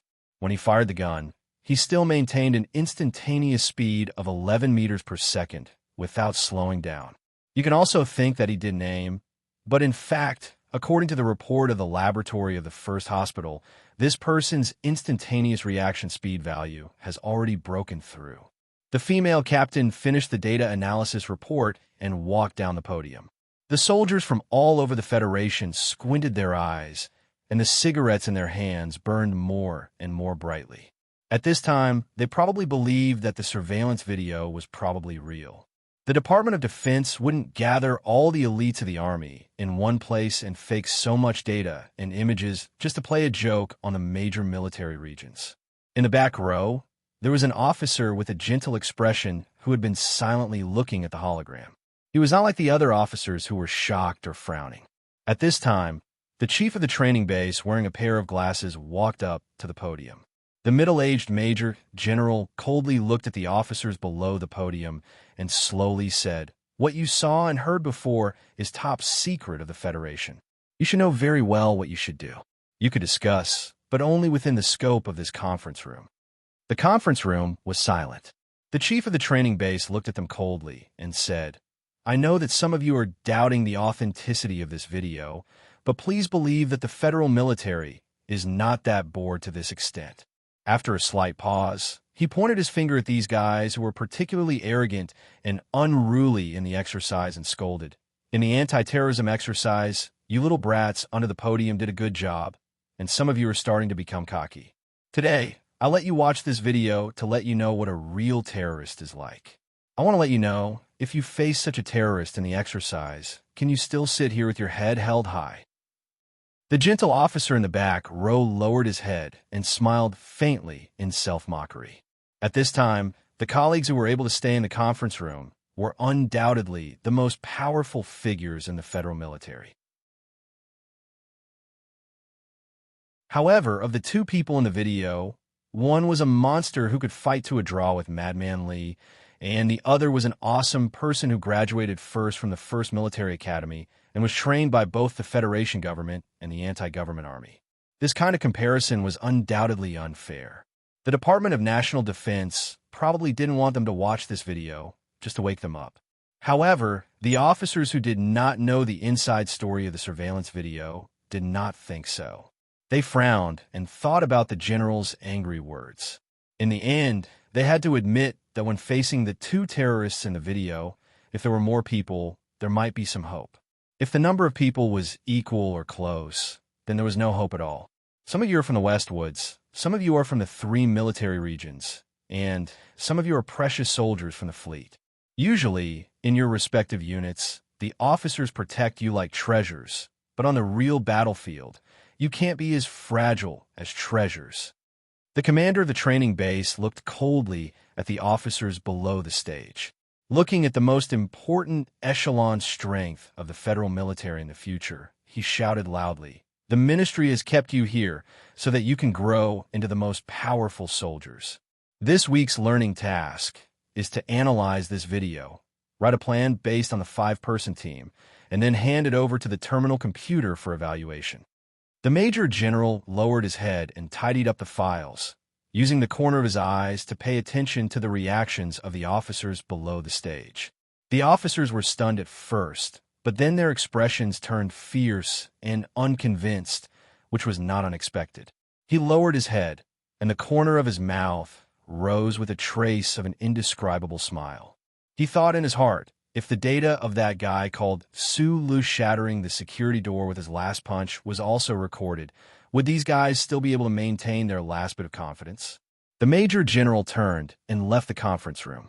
The officers who were usually arrogant and had a threatening aura flowing from their bodies still stayed in the room. Earlier, the Major General had made it clear that discussions could only be held within the confines of the conference room. As soldiers, they consciously followed the rules when it came to the top secrets of the Federation. The sound of discussion gradually rose, and the focus of the discussion was naturally on the surveillance video. These outstanding officers of the Federation did not know where the 2 people in the surveillance video who were defined as terrorists came from. They were only shocked by the powerful combat strength displayed by the other party in the video, as well as the mutual trust the 2 people showed in the almost desperate environment inside the building. This kind of person was undoubtedly the scariest as an enemy, but if they had such a fierce character among their comrades, how fortunate would that be? Zhou, let's form a team. Although it's only a virtual battle, it's really a bit difficult to rely on 5 people to deal with the 2 people in the video. If it weren't for you, I really wouldn't have any confidence. An officer from the Special Mecha Battalion of the West Woods Military District walked to the back row with a smile. He lightly patted the gentle officer, lowered his head, and said with a light laugh, "Before we came, Zhou Jin said that he wanted you to take care of me." Half a year ago, Zhou had finished his all-rounder program in the Nutshell Engineering Department and officially returned to the Army. After graduating with high marks from the 1st Military Academy, he was now a member of the 1st Military District. He had participated in the anti-terrorism exercise a week ago and had scored 2nd in the General Staff Headquarters, so he had been kept by the Ministry of Defense as a key training target. Today, faced with such a difficult topic, he, who had excellent tactical command skills, naturally became the first choice to form a team. He smiled and nodded. Seeing him agree to the request of the West Woods officer, several officers who had just walked to the back row could not help but frown and turned to leave with some disappointment. The person who had scored the highest in the General Staff Headquarters this time was an officer with the surname Yuan, but for some reason, that officer with the surname Yuan did not come to the training base. Now, Zhou, who had scored 2nd, had been snatched away by the West Woods Military District. These officers could not help but feel a little disappointed. Right at that moment, right in the middle of the seats, a burly and imposing officer suddenly stood up and said disdainfully, "In my opinion, even if this video is real, this topic at the training base is very meaningless. No matter how strong those 2 terrorists are, we can just get an old M37 mecha here, and we'll be able to crush them into minced meat." As soon as these words were spoken, it was no surprise that they received the agreement of some of the officers. After all, this was an era of metal and mechanical power. No matter how strong the combat ability of those 2 people in the video was, the weapons they used were also the best of the federal military's conventional weapons. However, in the face of the powerful armored power of the military, it did not seem to be worth much attention. Hearing the word mecha, Zhou, who had been copying the topic with his head lowered, slowly raised his head. A rare trace of reminiscence appeared in those usually calm and gentle eyes of his. At that moment, he thought of the old moon base, the peak of Mount Kaki, the little white flower mecha standing on the edge of the cliff, and that fellow inside the mecha. Zhou looked at the proud fellow in the middle of the seats and could not help but look at him with pity. If this fellow knew that the person he did not think highly of could operate a mecha to defeat that crazy Lees of Philadelphia, would he still rely on his identity as a Special Forces mecha pilot to express his disdain for that video? Capital Special District, Lin Yuan. Zhou did not choose to sit in the bamboo house today.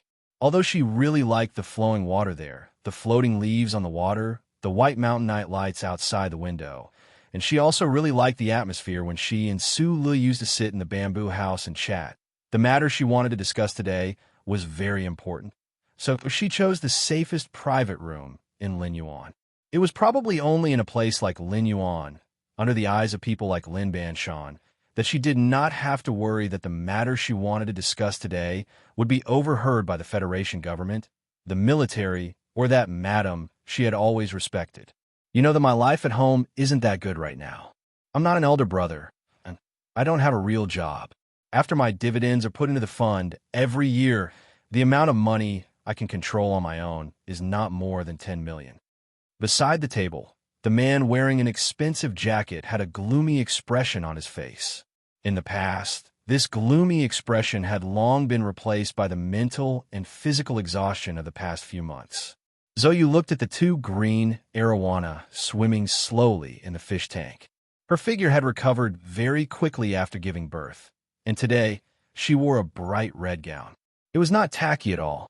Instead, because of the trace of coldness between her brows, it made her look exceptionally elegant. The second successor of the Li family. Even if you are about to be stripped of your right to inherit the family, I think that you still have something in your hands these past few years. She turned around, looked coldly at Li Xiaotong, and said, "You've already invested 500,000 in him.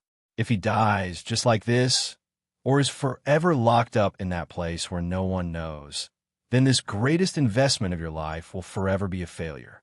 Since that's the case, why don't you take a gamble? You should know better than me what level of game this is. This is not a place where money can be used, unless the important figures at that level have their own ideas." Li Xiaotong looked at the delicious food on the table, but he didn't have the heart to raise his chopsticks. In a low voice, he said, "Although your father is already sitting in the position of Minister of Defense, the strength of your words in front of the madam is getting smaller and smaller." Zoe sat back in her seat and lowered her eyelids slightly. A chill flashed across her beautiful face. "I know that the higher-ups have already begun to move, which is why I asked for your help."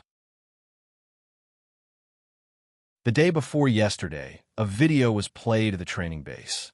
I keep feeling that this means that some of the big shots in the military want to test something.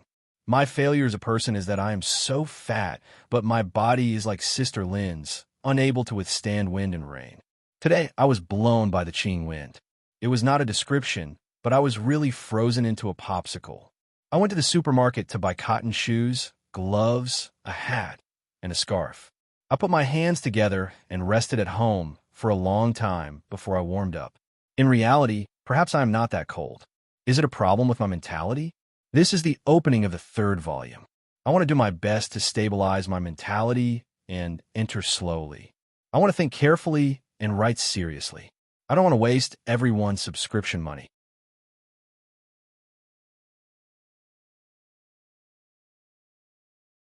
Chapter 304. It had been nearly 5 months since the attack on the Four Prefectures Peace Foundation in January.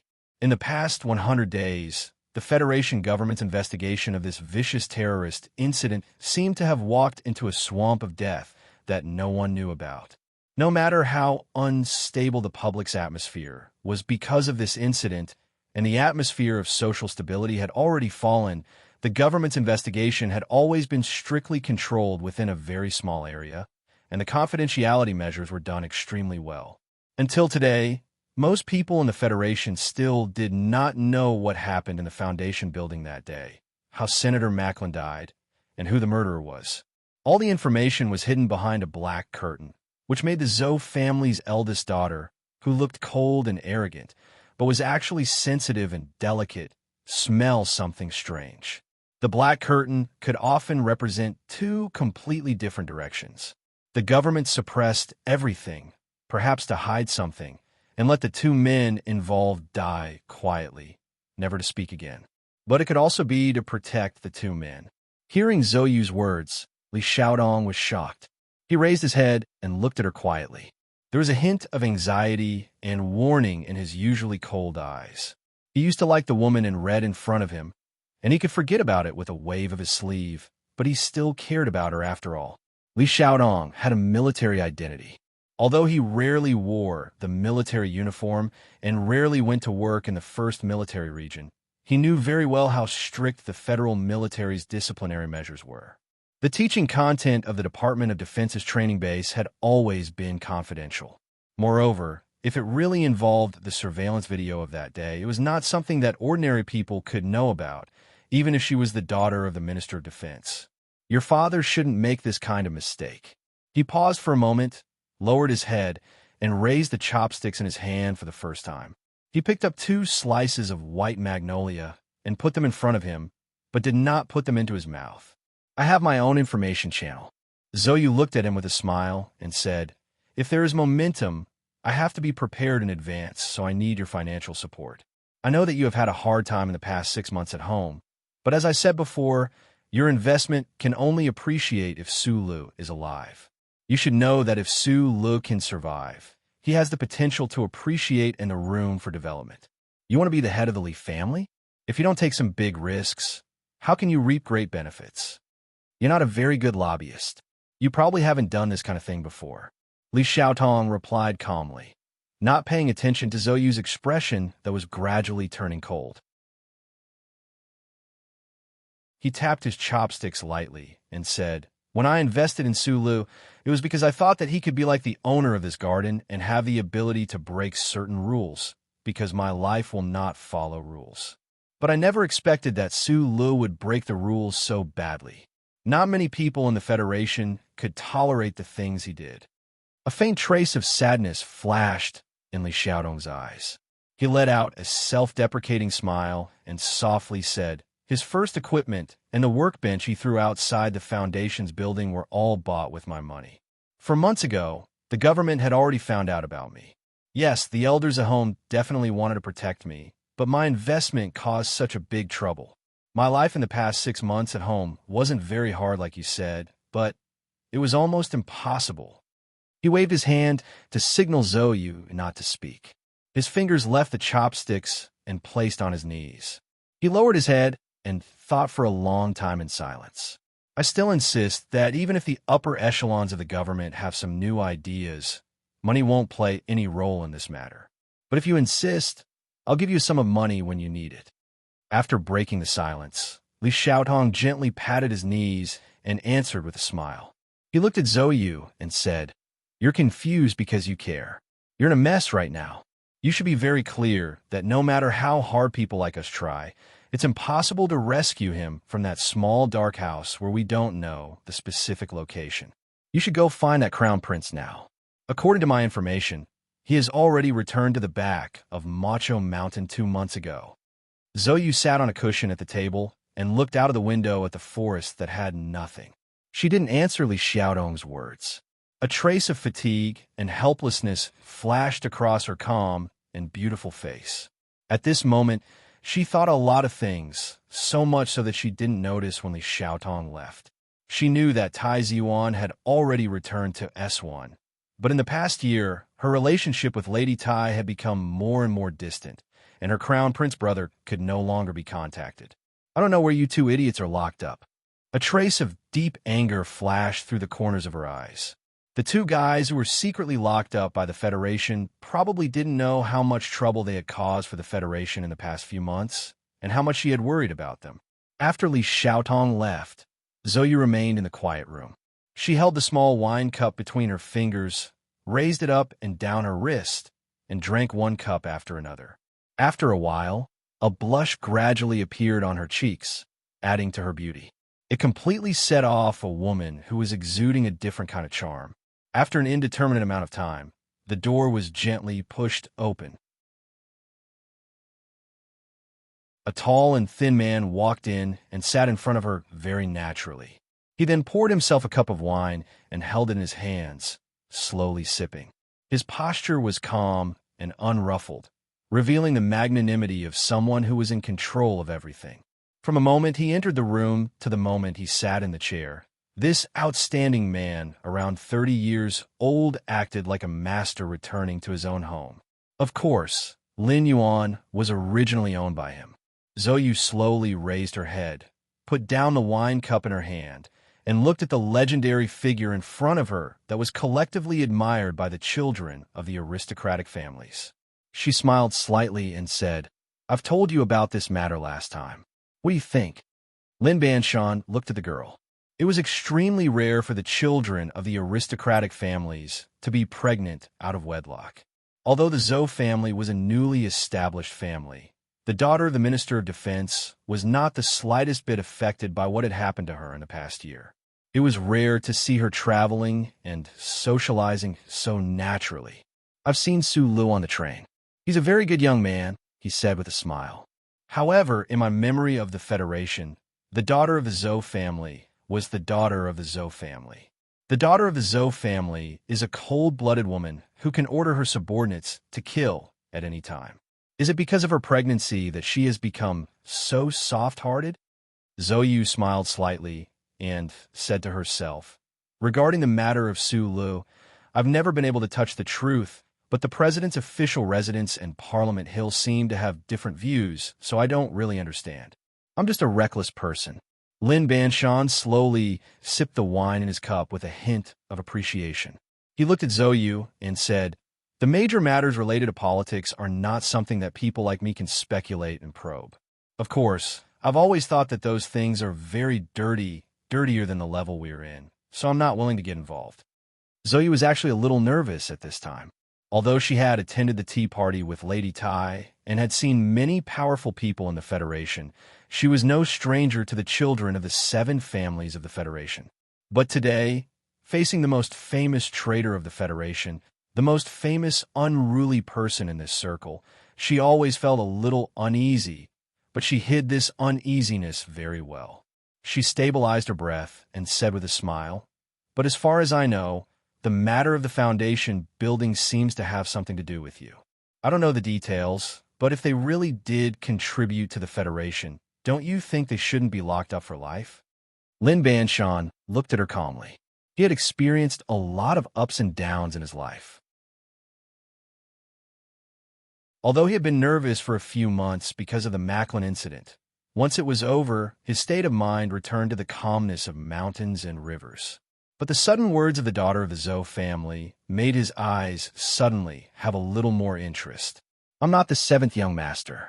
I know that it's impossible for your information channels to know these things.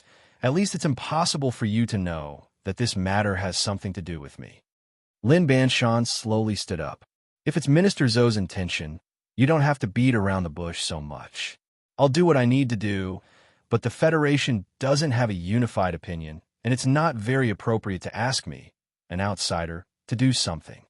Zhou Yu could only remain silent when Lin Banshan easily saw through many things. She didn't notice that Lin Banshan's words about an outsider actually had a deeper meaning. If he was an outsider, then what kind of person was the insider who could solve this problem? Lin Banshan said, "Li Xiaodong suggested that you look for the crown prince of the Tai family. If you don't mind, I also want to give you a suggestion." Zhou Yu looked up and asked seriously, "Please go ahead." Madman Li. Lin Banshan held the remaining wine in his glass and walked out of the door with a smile. He said with indescribable confidence and ease, "I remember that you have a good relationship with him." After President Pabre took office, just as the policy critics had analyzed, the Deputy Minister of National Defense, Zhou Yingxing, who was originally mainly in charge of logistics, took the position of the minister. This general, who was only the director of the Federation's National Defense Base 3 years ago, was promoted 3 times in a row in a short time and sat in such a prominent position. It was a very shocking phenomenon. The Zhou family was still sitting in the courtyard in the western suburbs of the capital. In the middle of the night, Zhou Yu tiredly pushed open the door downstairs and walked in. She glanced at her father on the sofa, who was reading the newspaper with glasses on. She thought of the things that Lin Banshan saw through and wanted to say something, but didn't know how to start. In fact, she also had doubts in her heart. A few days ago, in the study, her father intentionally or unintentionally revealed some inside information about the Golden Foundation building incident to her. Then, he allowed her to contact those people in an attempt to rescue Su Lu and that guy. What faction of the military did her father represent by doing this? Sitting in the important position of the Minister of National Defense, there was no doubt that his every move had to be extremely cautious and careful. Was this the real reason why her father was indifferently watching her work? The most important thing was her father doing this under the influence of the madam, or was there some secret instruction from the white official residence? "Father, I'm back." Zoyu greeted him very politely. Ever since she was pregnant, or after living with Su Lu for a period of time in the Wangdu apartment, the originally cold and unruly young lady's temperament had changed a lot. She may still be the same in her bones, but at least on the surface, she had become much more polite. Minister Zhou nodded. He didn't ask where his daughter went, who she met, or what she did. He just continued to read the newspaper seriously. Zoyu knew that she couldn't get more information from her father, so she went upstairs. Minister Zhou, who was sitting on the sofa, looked up and watched his daughter's back as she went upstairs. After a moment of silence, he didn't open his mouth to ask. Instead, he lowered his head again. Zoyu's brother, Zoyu, got married 3 months ago. He was currently living in a department of the 2nd Military Region of S2. At this time, it was late at night, and the minister's wife was already asleep. The orderlies and waiters had all returned to the dormitory at the back. In this spacious building, it was so quiet that it made people feel a little worried. Back in her bedroom suite, Zoyu smiled and whispered a few words to the Annie who was taking care of the child. She asked how the child was doing today. Walking to the bedside, she lowered her body and looked at the little boy's red face in the crib. She couldn't help but smile happily. Zoyu was almost 10 months old. Although he still couldn't speak, he could occasionally make a few monosyllabic sounds. It seemed like he was calling for his mother, but also seemed like he was calling for his father. The door to the suite closed. Zoyu moved a chair and sat beside the crib. She looked at her child quietly and said softly, "You will also be a man in the future. As a man, even if you can't support the heavens, you have to be world-shaking." The corners of her lips curled up into a bright smile. She tilted her head and looked at Lu Hua. She said, "Your 2 fathers have done a world-shaking thing." On the little boy's birth certificate, the name of Su Li's father was recorded in the chip's file. However, his real father by blood was Shi Qinghai. Therefore, it was very appropriate for Zhou Yu to say that they were his 2 fathers. Pulling the soft cotton shirt under the child's chin, Zhou Yu stood up tiredly and rubbed the numbness between her eyebrows. She was indeed very concerned about the 2 fellows who had disappeared without a trace. At the beginning, she didn't know if they were still alive. Now, she was worried about their safety. Would they really be locked up by the Federation for life? Strangely, she was actually more concerned about Su Lu. After all, the face of Shi Qinghai, whom she had a one-night stand with, was a little blurry in her memory. She looked at the dark night outside the window and thought that Su Lu, that stinky rock, must be locked up alone in a small dark room in the Federation's secret prison, not seeing the light for months, enduring loneliness or torture in the dark and damp. Zhou Yu's expression became worried. She didn't know if he could make it. The most heavily guarded prison in the Federation wasn't the local prosecutor's office, nor was it the top 4 military detention center of the Ministry of National Defense. Instead, it was a military prison in S1 Hulan State. Compared to this military prison, even the legendary Fox Fortress felon prison in space would lose some of its deterrence. It was because this military prison was called Qingsheng.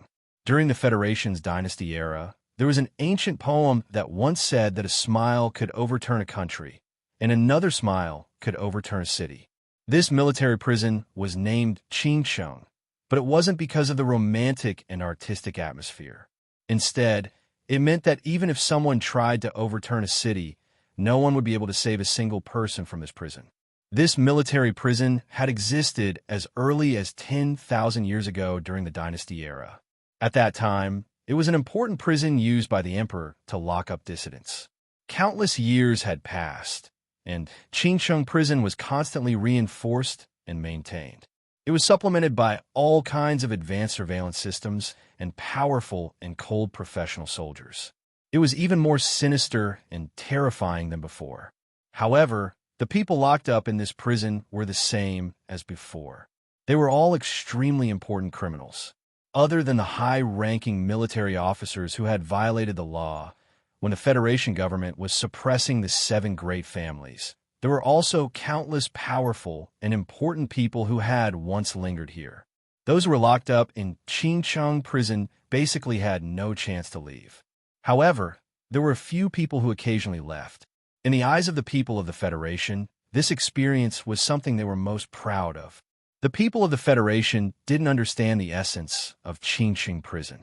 Most of them didn't even know where this prison was. However, this didn't affect them from having a certain understanding. Only those who had been in Qingcheng prison were truly important people. Different from what the outside world imagined, the heavily guarded military prison didn't look sinister and terrifying from the outside. A few buildings were scattered randomly on the wasteland by the mountain range. From the outside, there wasn't any high-voltage barbed wire, nor were there any towering sentry towers or advanced surveillance networks. Even fully armed soldiers were rarely seen. However, in reality, Qingcheng prison was under the comprehensive surveillance of the Federal Central Computer. No one knew what kind of dangers were hidden in this seemingly peaceful prison. For countless years, no one had been able to successfully escape from this prison. This was enough to prove that this military prison's reputation was not in vain. Qingcheng prison occupied an extremely large area, but in recent years, the number of serious criminals locked up was extremely small. After all, the politics of the Federation was becoming more and more transparent. There weren't that many important people locked up here. The federal military had always been preparing for the war with the Empire, so there wouldn't be too many serious criminals sent here. The brilliance of the noon sun penetrated the transparent dome of the prison and fell on ground. In an area separated by a high-hardness material, more than 30 prisoners in prison uniforms were eating lunch. The nutrition for lunch was different. Dozens of serious criminals, old or young, with white hair or shaved heads, had all kinds of expressions on their faces. Some were as lonely as a poet, some were as angry as a poet, and some were as calm and composed as a good poet. Of the serious criminals locked up here, some had killed countless people, some had committed treason. None of them had the extravagant hope of leaving this place alive. During the meal, the atmosphere had become somewhat sparking due to the long period of boredom. However, it was suppressed by the cold soldiers holding the standard taser guns upstairs. As a result, they could only coldly look at each other and look around, using their eyes to emit the smell of blood in their bodies. Clang! Clang! Two dull sounds of metal colliding rang out. The serious criminals in the cafeteria raised their heads almost at the same time, looking toward the passage at the entrance of the prison. The electrically controlled alloy door at the passage slowly opened, revealing a group of people. For soldiers, who were not equipped with weapons, nervously held the black high-polymer lassos in their hands, as if they were facing a great enemy. The front end of the 4 lassos was tightly tied around a person's neck. A new person had arrived at Qingcheng prison. The serious criminals eating at the cafeteria looked over curiously. It should be known that it had been a long time since a qualified prisoner had entered this boring prison. They looked at the new prisoner with smiles. Some of the serious criminals thought that there was finally one more person to talk to, but even more people's eyes revealed a cruel and murderous mood. They thought that there was finally a new person who would bleed and cry to help them pass the time of despair. However, all the emotions in their eyes disappeared a moment after they were cast toward the entrance of the passage. What replaced it was shock and disbelief, and there was also a faint fear and fear. The new prisoner who had his neck restrained by the black lassos was a young man. Although his messy black hair draped over his shoulders like messy grass, making it difficult to tell his exact age, the soft black hair and that pale face still retained the unique vitality of a young man. He had not seen the sun for 5 months, so his face was naturally pale. Naturally, no one took care of his hair. The new prisoner narrowed his eyes and greedily looked at the noon sun through the transparent dome above his head. It was as if he was not worried at all that the blazing sun would burn his retina. His pair of eyes, which were not big to begin with, became 2 thin slits because he squinted too hard. The 4 soldiers who escorted him to the prison saw the prisoner stop where he was. They thought of the strict instructions from their superiors and the terrifying strength of this person in the rumors. Their hearts could not help but shrink nervously. They subconsciously exerted force with their arms at the same time and pulled on the black lassos. The young prisoner, however, seemed to have taken root under his feet. He was steady and did not move at all. He still raised his head and looked at the sun with narrowed eyes for a while. Then he lowered his head and used both hands to push the messy hair hanging by his face to the back of his head, revealing his pale face. Only then did he obediently follow the movements of the soldiers and take a step forward. It was only one step, but there was a dull sound of metal clashing where his foot landed. His feet were shackled with electrically controlled magnetic shackles made of alloy. The shackles that reflected the metallic light looked very beautiful, but they weighed as much as 30 kilograms. Especially when they came into contact with the silver tunnel on the ground, the strong magnetic force made the sound even louder. He also wore special electrically controlled handcuffs on his hands. Perhaps it was not quite right to call them handcuffs because the thick and heavy metal rings were worn on his thin arms. They looked very out of place. The thick and heavy handcuffs and shackles, and the pale and thin prisoner, well, like the powerless youth in Schiller's play who was bound in a gloomy little house made of iron. As the soldier nervously pulled, the new prisoner frowned and slowly moved his feet forward. With every step he took, he had to fight against the strong magnetic force on the ground, and it was extremely difficult for him to walk. As he slowly walked, the dull and clear sound of metal clashing continuously sounded from under his body, resounding throughout the entire prison. Separated by a transparent material wall, the eyes of the prisoners followed the movements of the new prisoner. The emotions in their eyes had long become incomparable shock and fear. Who was this new prisoner? The prison had actually used a magnetic restriction that had not been used for many years. Some of the prisoners felt a chill in their hearts because they could clearly see that in the heavy magnetic shackles on the new prisoner's body, the red light of an electrically controlled explosion was constantly lit.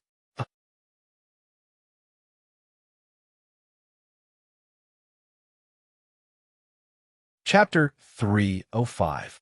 The felons in Qingqing prison had experienced too much darkness in their past.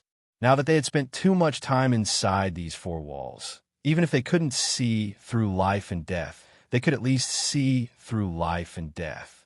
The status and position they had before they were imprisoned did not matter after they were imprisoned.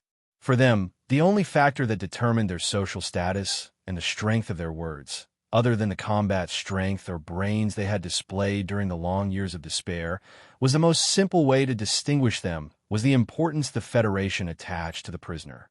The initial shock gradually faded from the felon's eyes.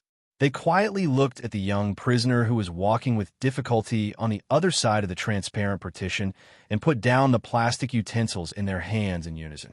Some of them were extremely vicious and had once been bound with a remote control device.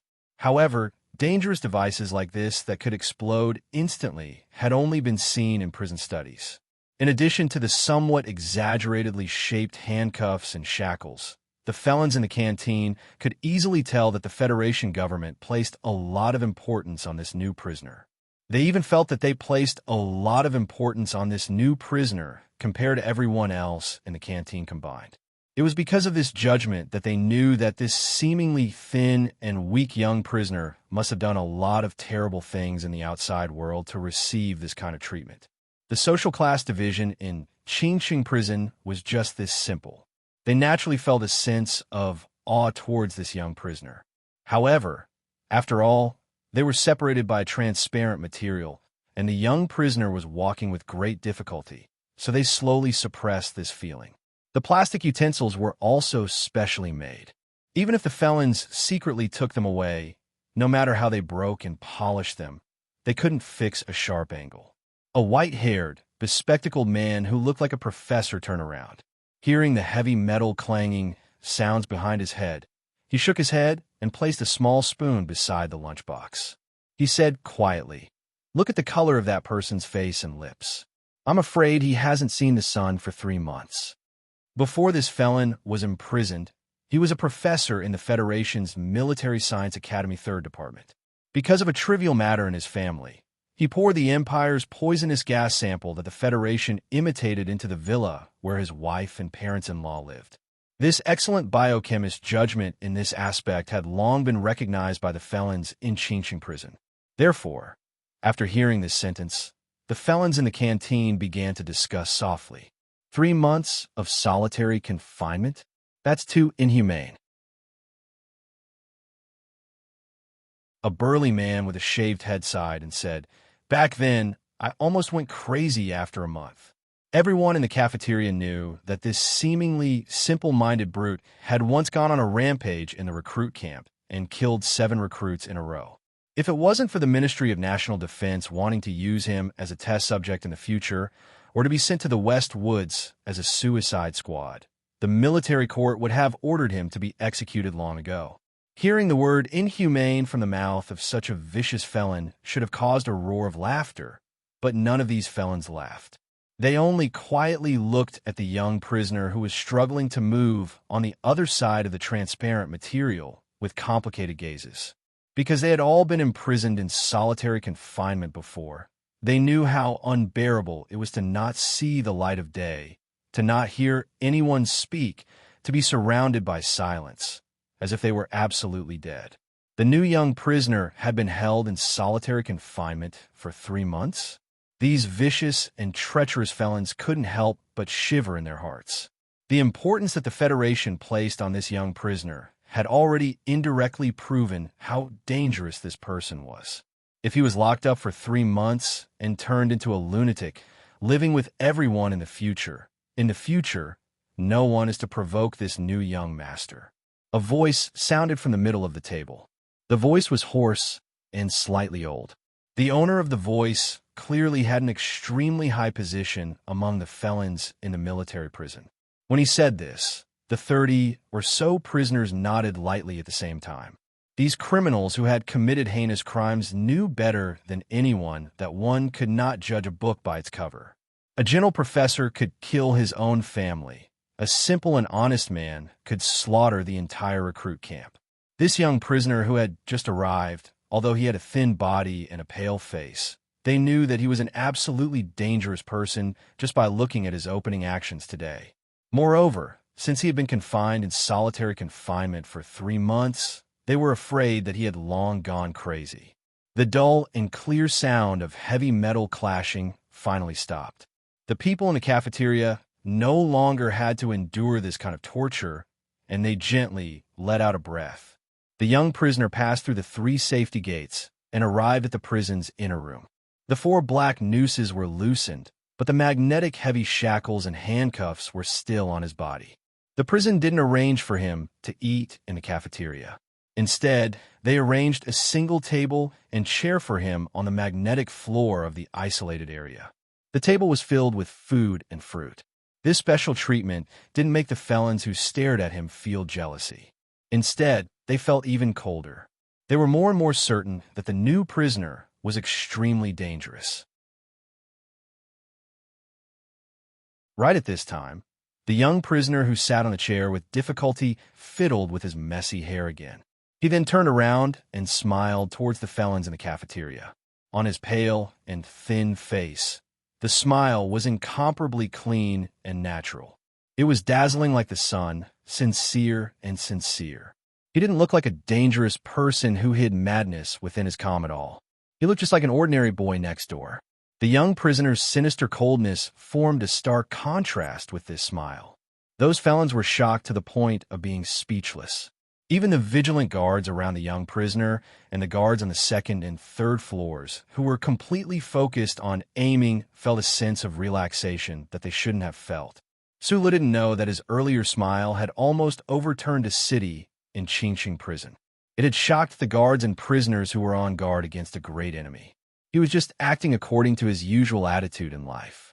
When he came to a strange place, he would put on a sincere smile to make the people around him happier and to make himself less troublesome. However, he obviously didn't expect that he was now in a military prison that was heavily guarded. The The people he smiled at were not a group of normal people. After finishing his first meal in Qingxing prison, he was sent back to his cell. He was still locked up alone, but the layout and facilities in this cell were much better than those in the previous prison. Su Lu touched the neat bedding on the bed and went inside to test the sitting position of the toilet. He smiled happily. Only when he saw his pale face and messy hair in a mirror did his smile gradually fade. After being locked up alone for 4 months, he couldn't see the sun. The roots of his hair grew crazily as if they were unsupervised. It actually went past his shoulders. I hope the government will let me get a haircut.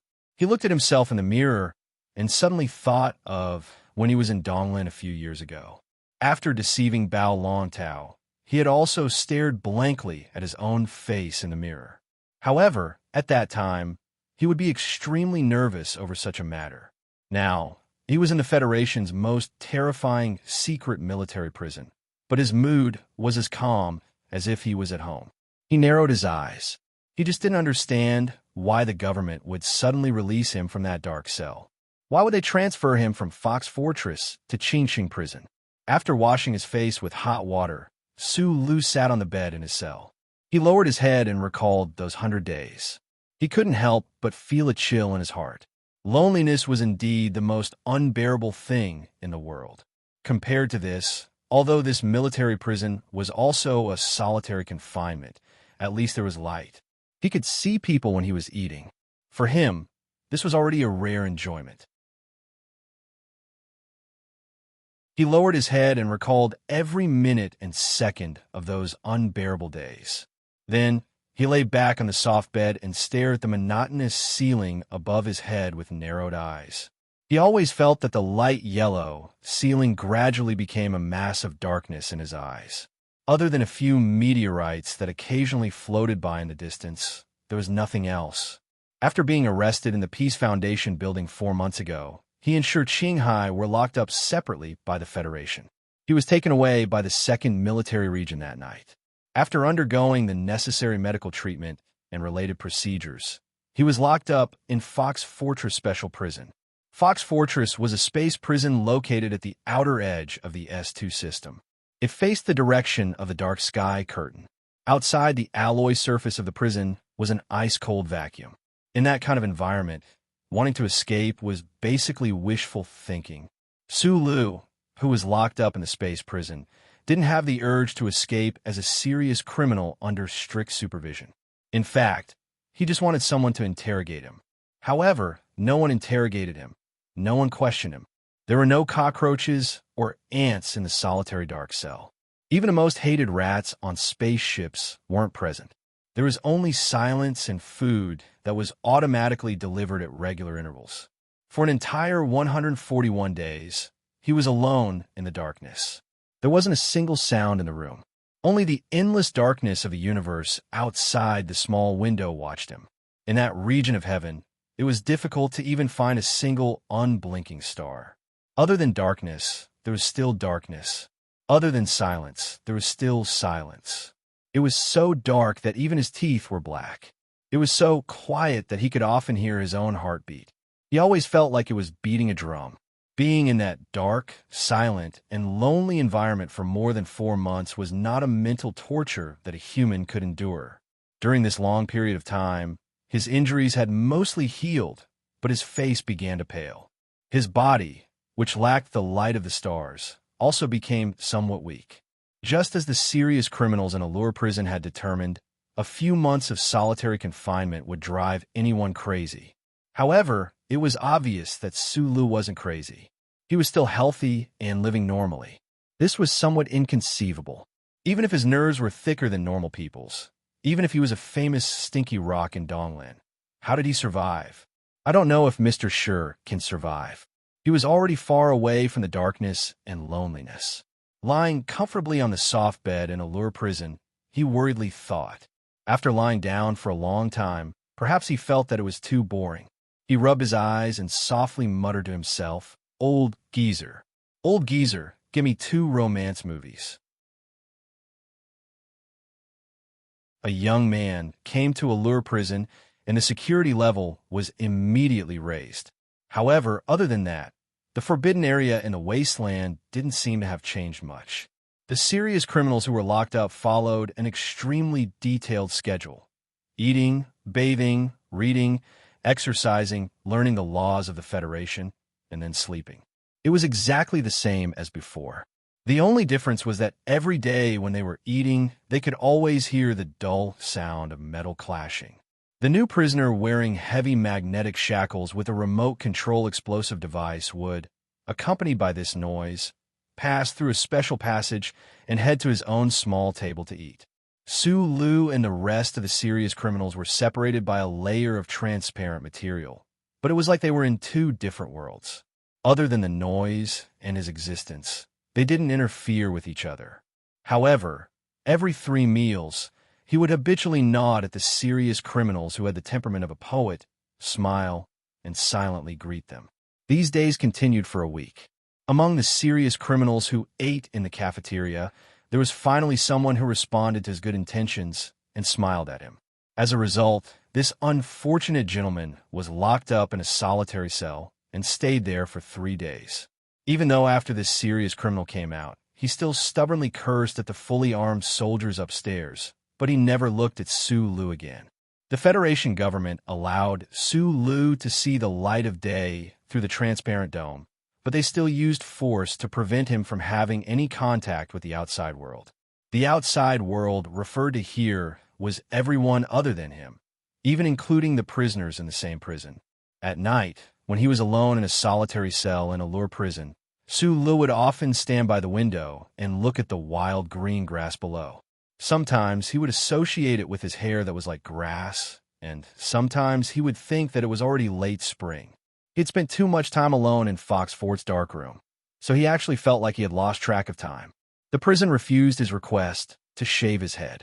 To be more precise, no soldier in charge of guarding him dared to speak to him.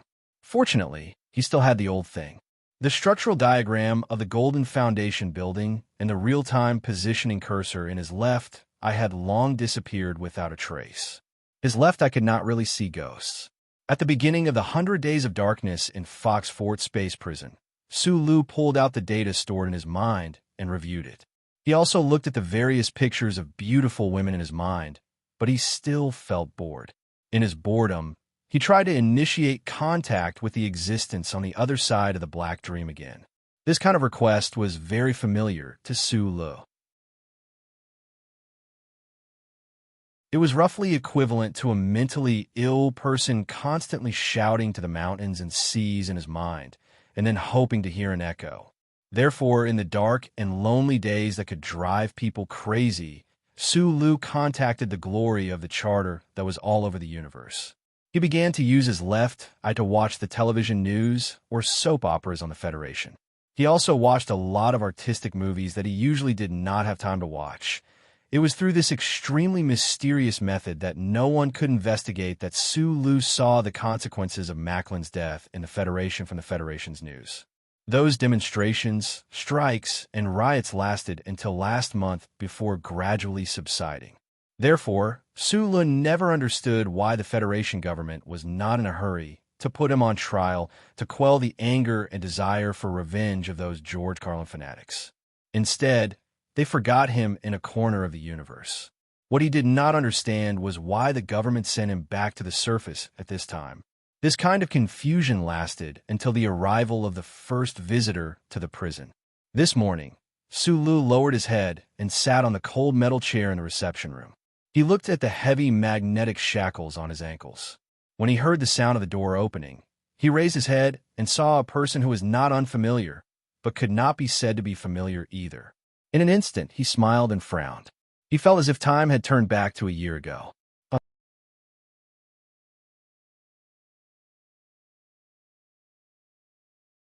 Chapter 306.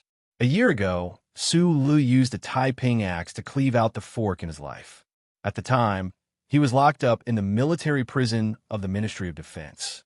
The Ministry of Defense appointed a legal officer named Su Songzi as his lawyer. So today, when he saw this unfamiliar and beautiful face that carried traces of memories in the reception room of Qingqing military prison, he felt as if time had turned back to a year ago.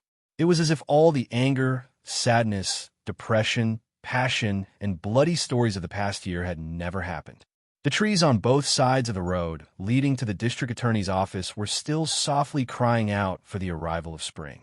Su Songzi, a legal officer of the Ministry of Defense's Internal Affairs Department, sat calmly and indifferently across the table. She took out a few documents from a thick folder and pushed them along the smooth surface of the table in front of Su Lu. She said, "Su Lu, I represent the Ministry of Defense to inform you that, because you are involved in the 680-118A case, all of your authority in the General Assembly base has been removed. The Ministry of Defense has appointed me as your legal advisor. My name is Su Songzi." Su Songzi looked at the handcuffs on Su Li's wrists across the table. She had no intention of reaching out to shake his hand. Her brows furrowed slightly as she said, "We've met before. If you don't have any objections, please sign these legal documents." He had been secretly locked up by the Federation for nearly 5 months without any interrogation. However, in these few days, he had been transferred from Fox Fortress to the military prison on the surface. The Ministry of Defense sent a legal officer, and suddenly, everything seemed to have started working again. Sula couldn't quite react in time. He narrowed his eyes at the legal documents on the table. He didn't say anything as he carefully read them. The alloy handcuffs slid across the white paper, producing a rustling sound. After carefully reading all of the words on the legal documents, Su Lu finally raised his head. He nodded at Su Songzi and then took the pen she handed over. With some difficulty, he moved his hands and seriously signed his name.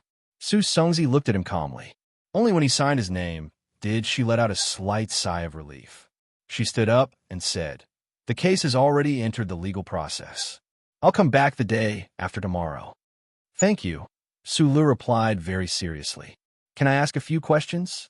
"Yes, but I may not be able to help you except for legal matters."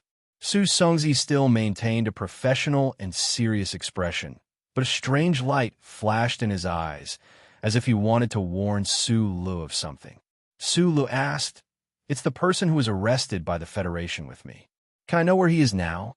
"No," Su Songzi answered straightforwardly, and then began to tidy up the documents on the table.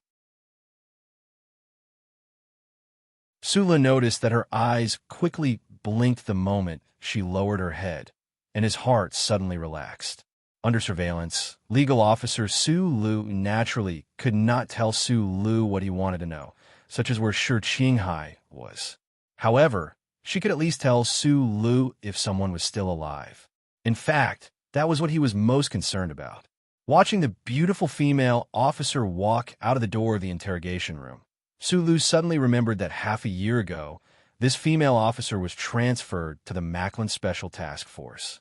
Before he took action, he heard that after the Special Task Force was disbanded, several prosecutors who insisted on continuing the investigation were framed by the Federation Investigation Bureau and had their freedom temporarily restricted, including prosecutor Xiao Wenjing. He did not know how these people were doing now. Walking along the long corridor, Su Songzi was strictly checked along the way. All the legal documents and personal belongings that she had brought into the interrogation room, as well as all the hard objects such as pens and hair clips, were all checked.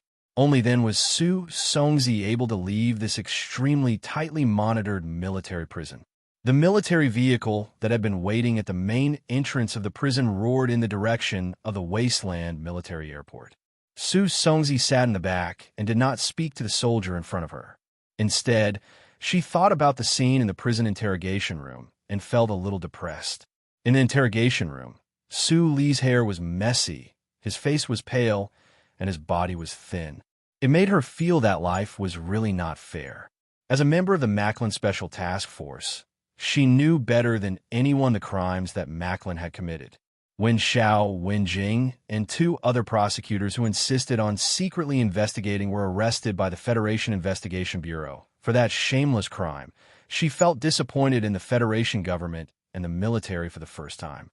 However, the big shots in the Federation had reached a compromise with Macklin. What could she, a low-level officer, do? Therefore, when she heard the explosive news of Macklin's assassination in January, she could not help but sigh at the cycle of life and karma.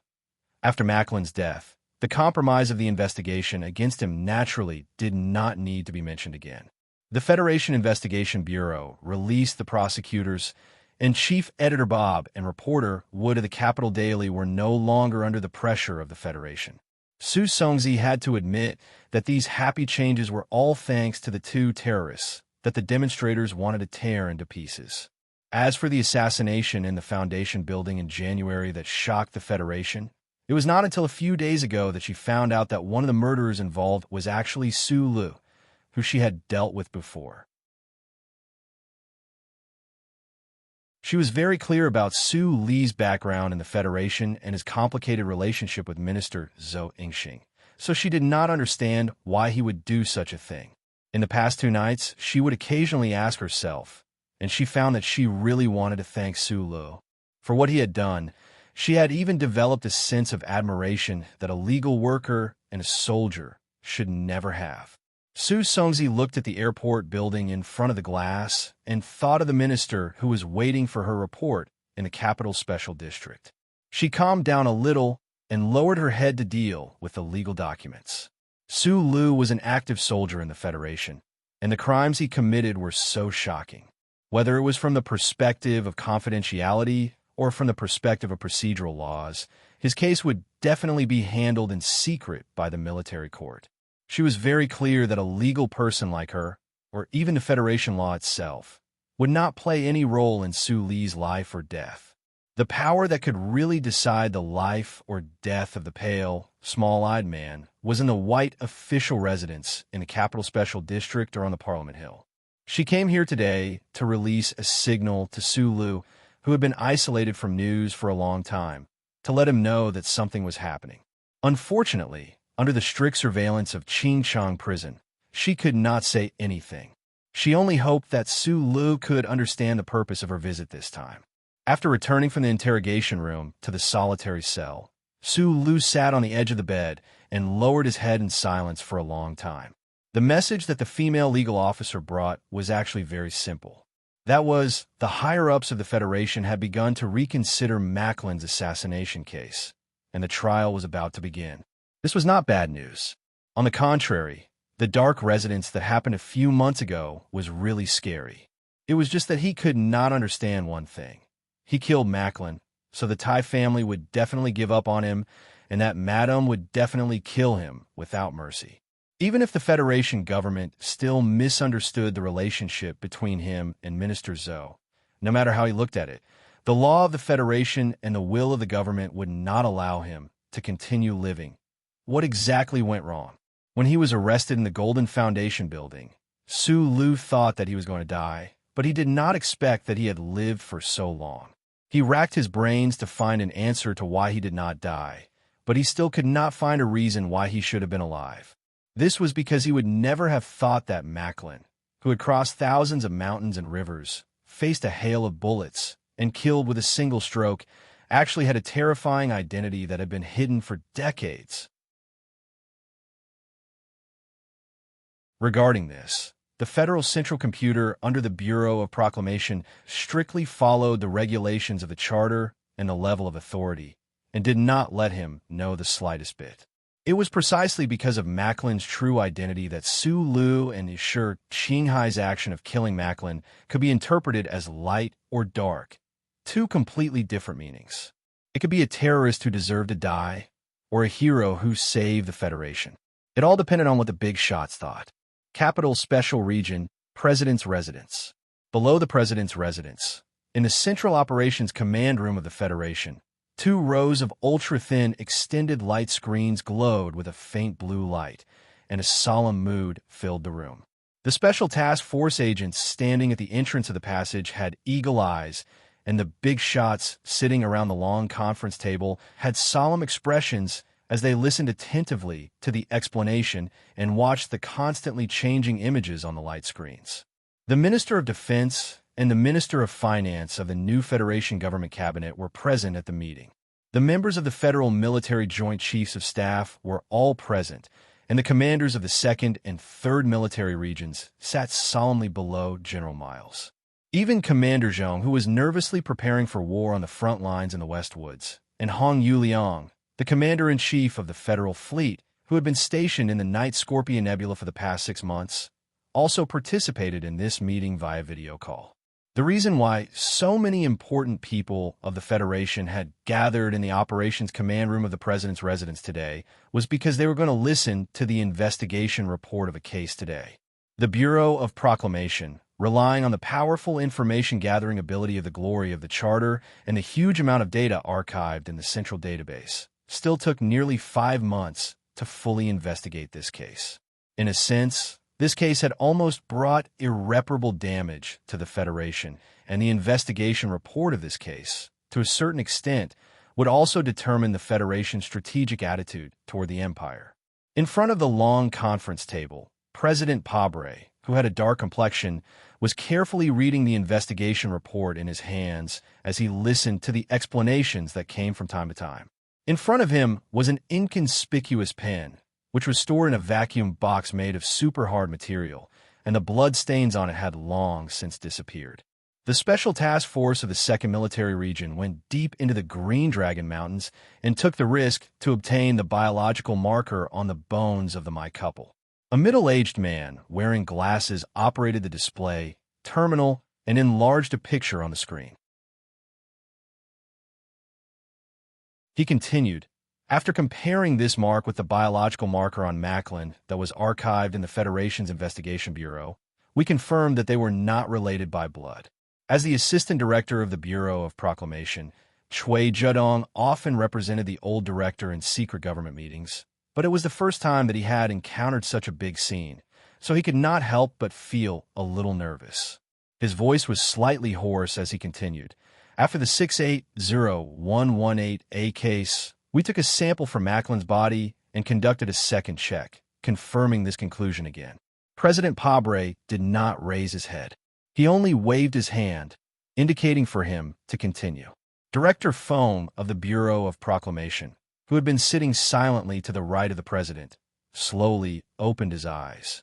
He glanced at Chui Zedong, then released his old fingers from his crutch and gently tapped on the smooth wood silently.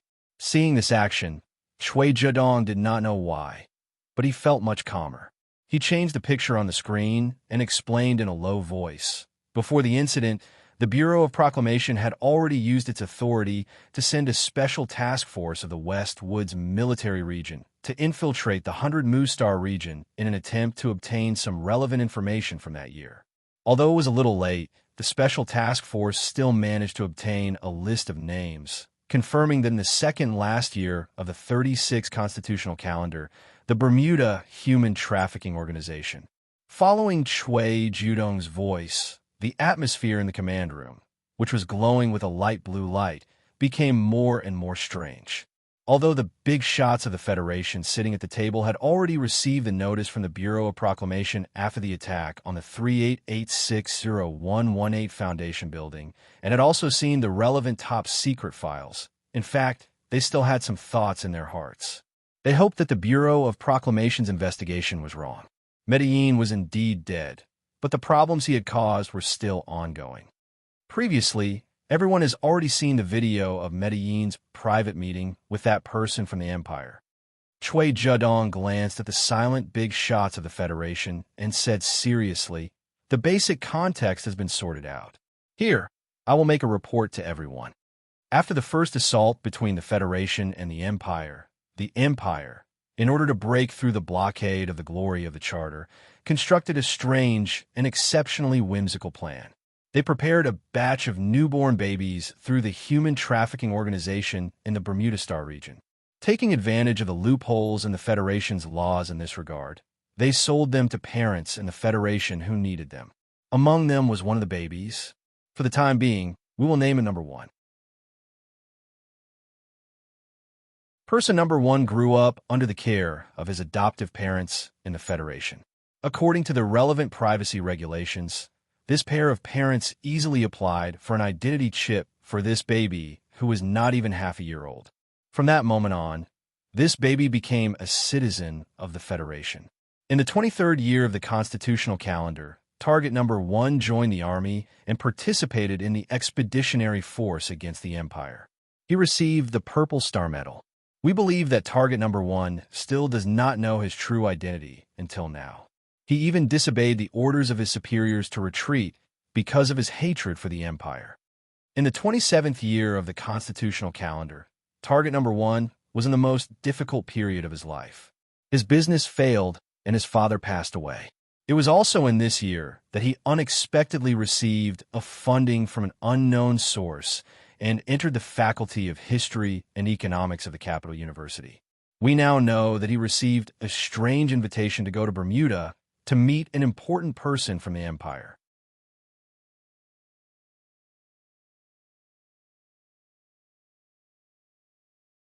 Chapter 307. There were very few people in the battle command who knew Macklin's secret identity in advance, but some of them only knew today for the first time, so they could not hide the shock in their hearts. Their expressions were extremely ugly, and their hands on the table nervously rubbed together. We believe that through the comparison results of the biological markers, as well as some evidence deliberately left by the Empire can easily convince him that he is one of them. From a national warrior of the Federation to one of the Empire's most deeply buried spies, what kind of psychological struggle Macklin went through, and how the Empire convinced him to fight for their cause, we have no way of knowing because he is already dead and can no longer speak of it. In the 31st year of the constitutional calendar, he organized the Veterans Association to occupy Charter Square and was expelled back to S2.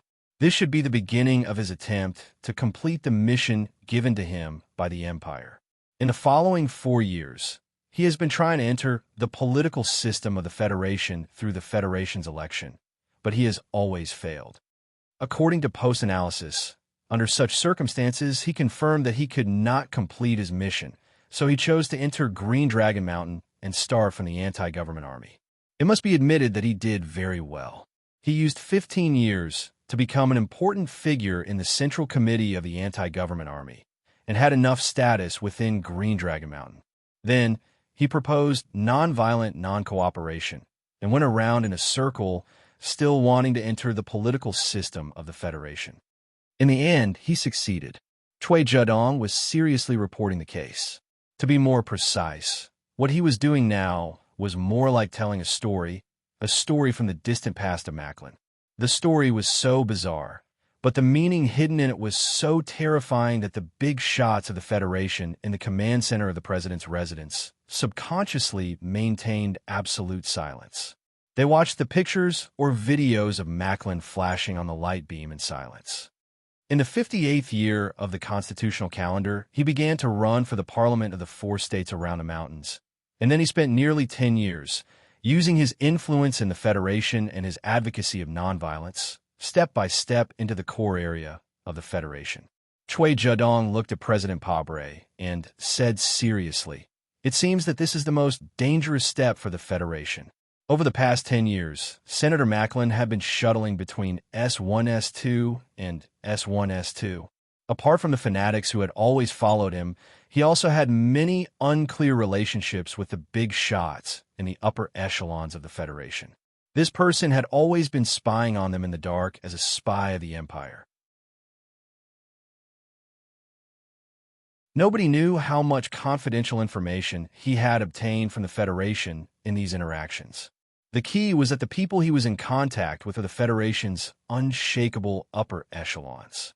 There were even 1 or 2 of them sitting in the command center. Although the Bureau of Proclamation was independent of the internal checks and balances of the government, it was basically impossible for them to investigate to the extreme.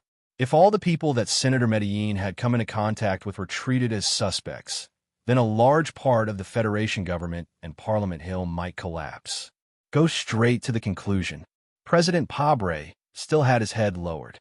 The metal pen in the transparent vacuum box before him glowed faintly. Target number 1, Macklin, is a spy the Empire sent to the Federation many years ago. He successfully hid from the glory of the Charter and tore open a large hole in the Federation's electronic surveillance network, causing unimaginable damage to us. Cui Zedong said in a low voice, "The Charter computer has already determined that this is a second-order incident. The level of damage is controllable." After saying this, He turned off the display device in front of him and silently sat behind Director Pi. Only now did President Pabre raise his head. He glanced at the people in the room and said in a low and powerful voice, "Everyone speak. Senator Macklin is actually a spy for the Empire. If the Bureau of Proclamation hadn't produced so much evidence, I don't think anyone here would believe it. Thinking back, I've met him before, and I admired his peaceful ideals." The chairman of the Joint Chiefs of Staff, General Miles, didn't try to clear his name.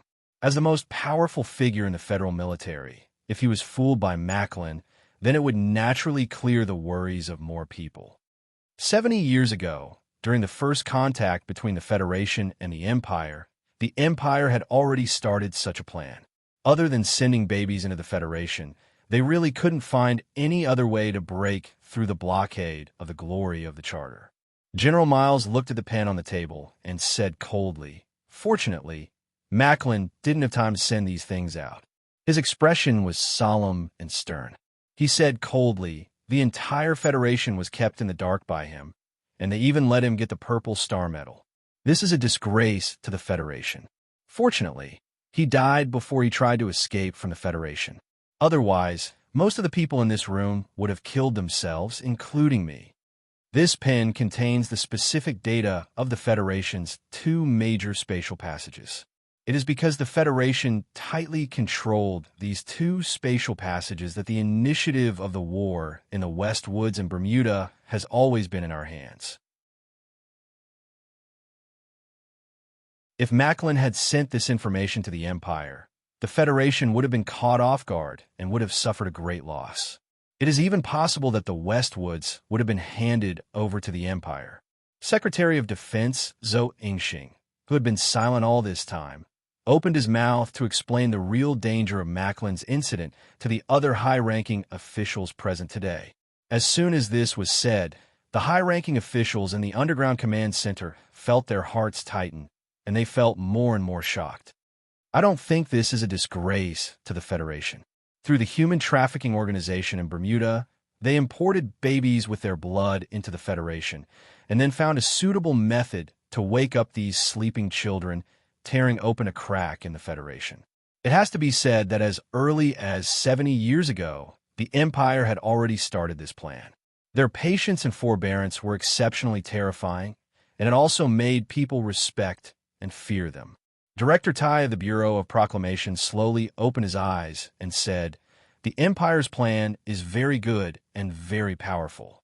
They spent several decades to set it up, and even the chess pieces they set up didn't know their own identities in the beginning.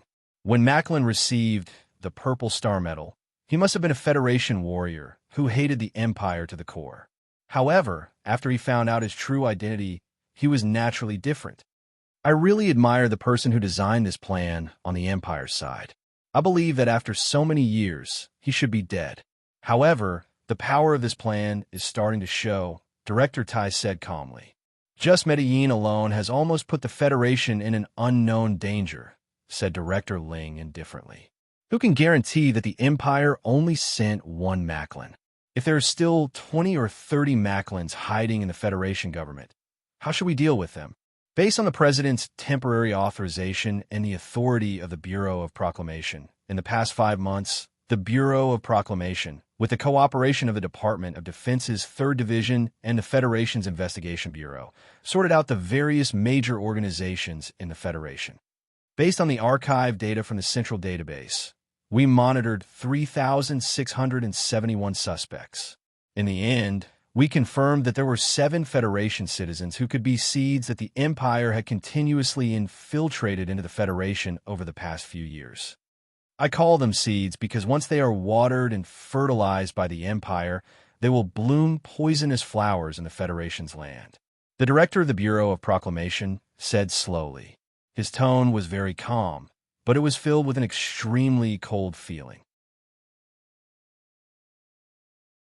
As the guardian of the Federation's the glory of the Charter, he felt admiration and vigilance toward the Empire's terrifying plan that had been hidden for several decades.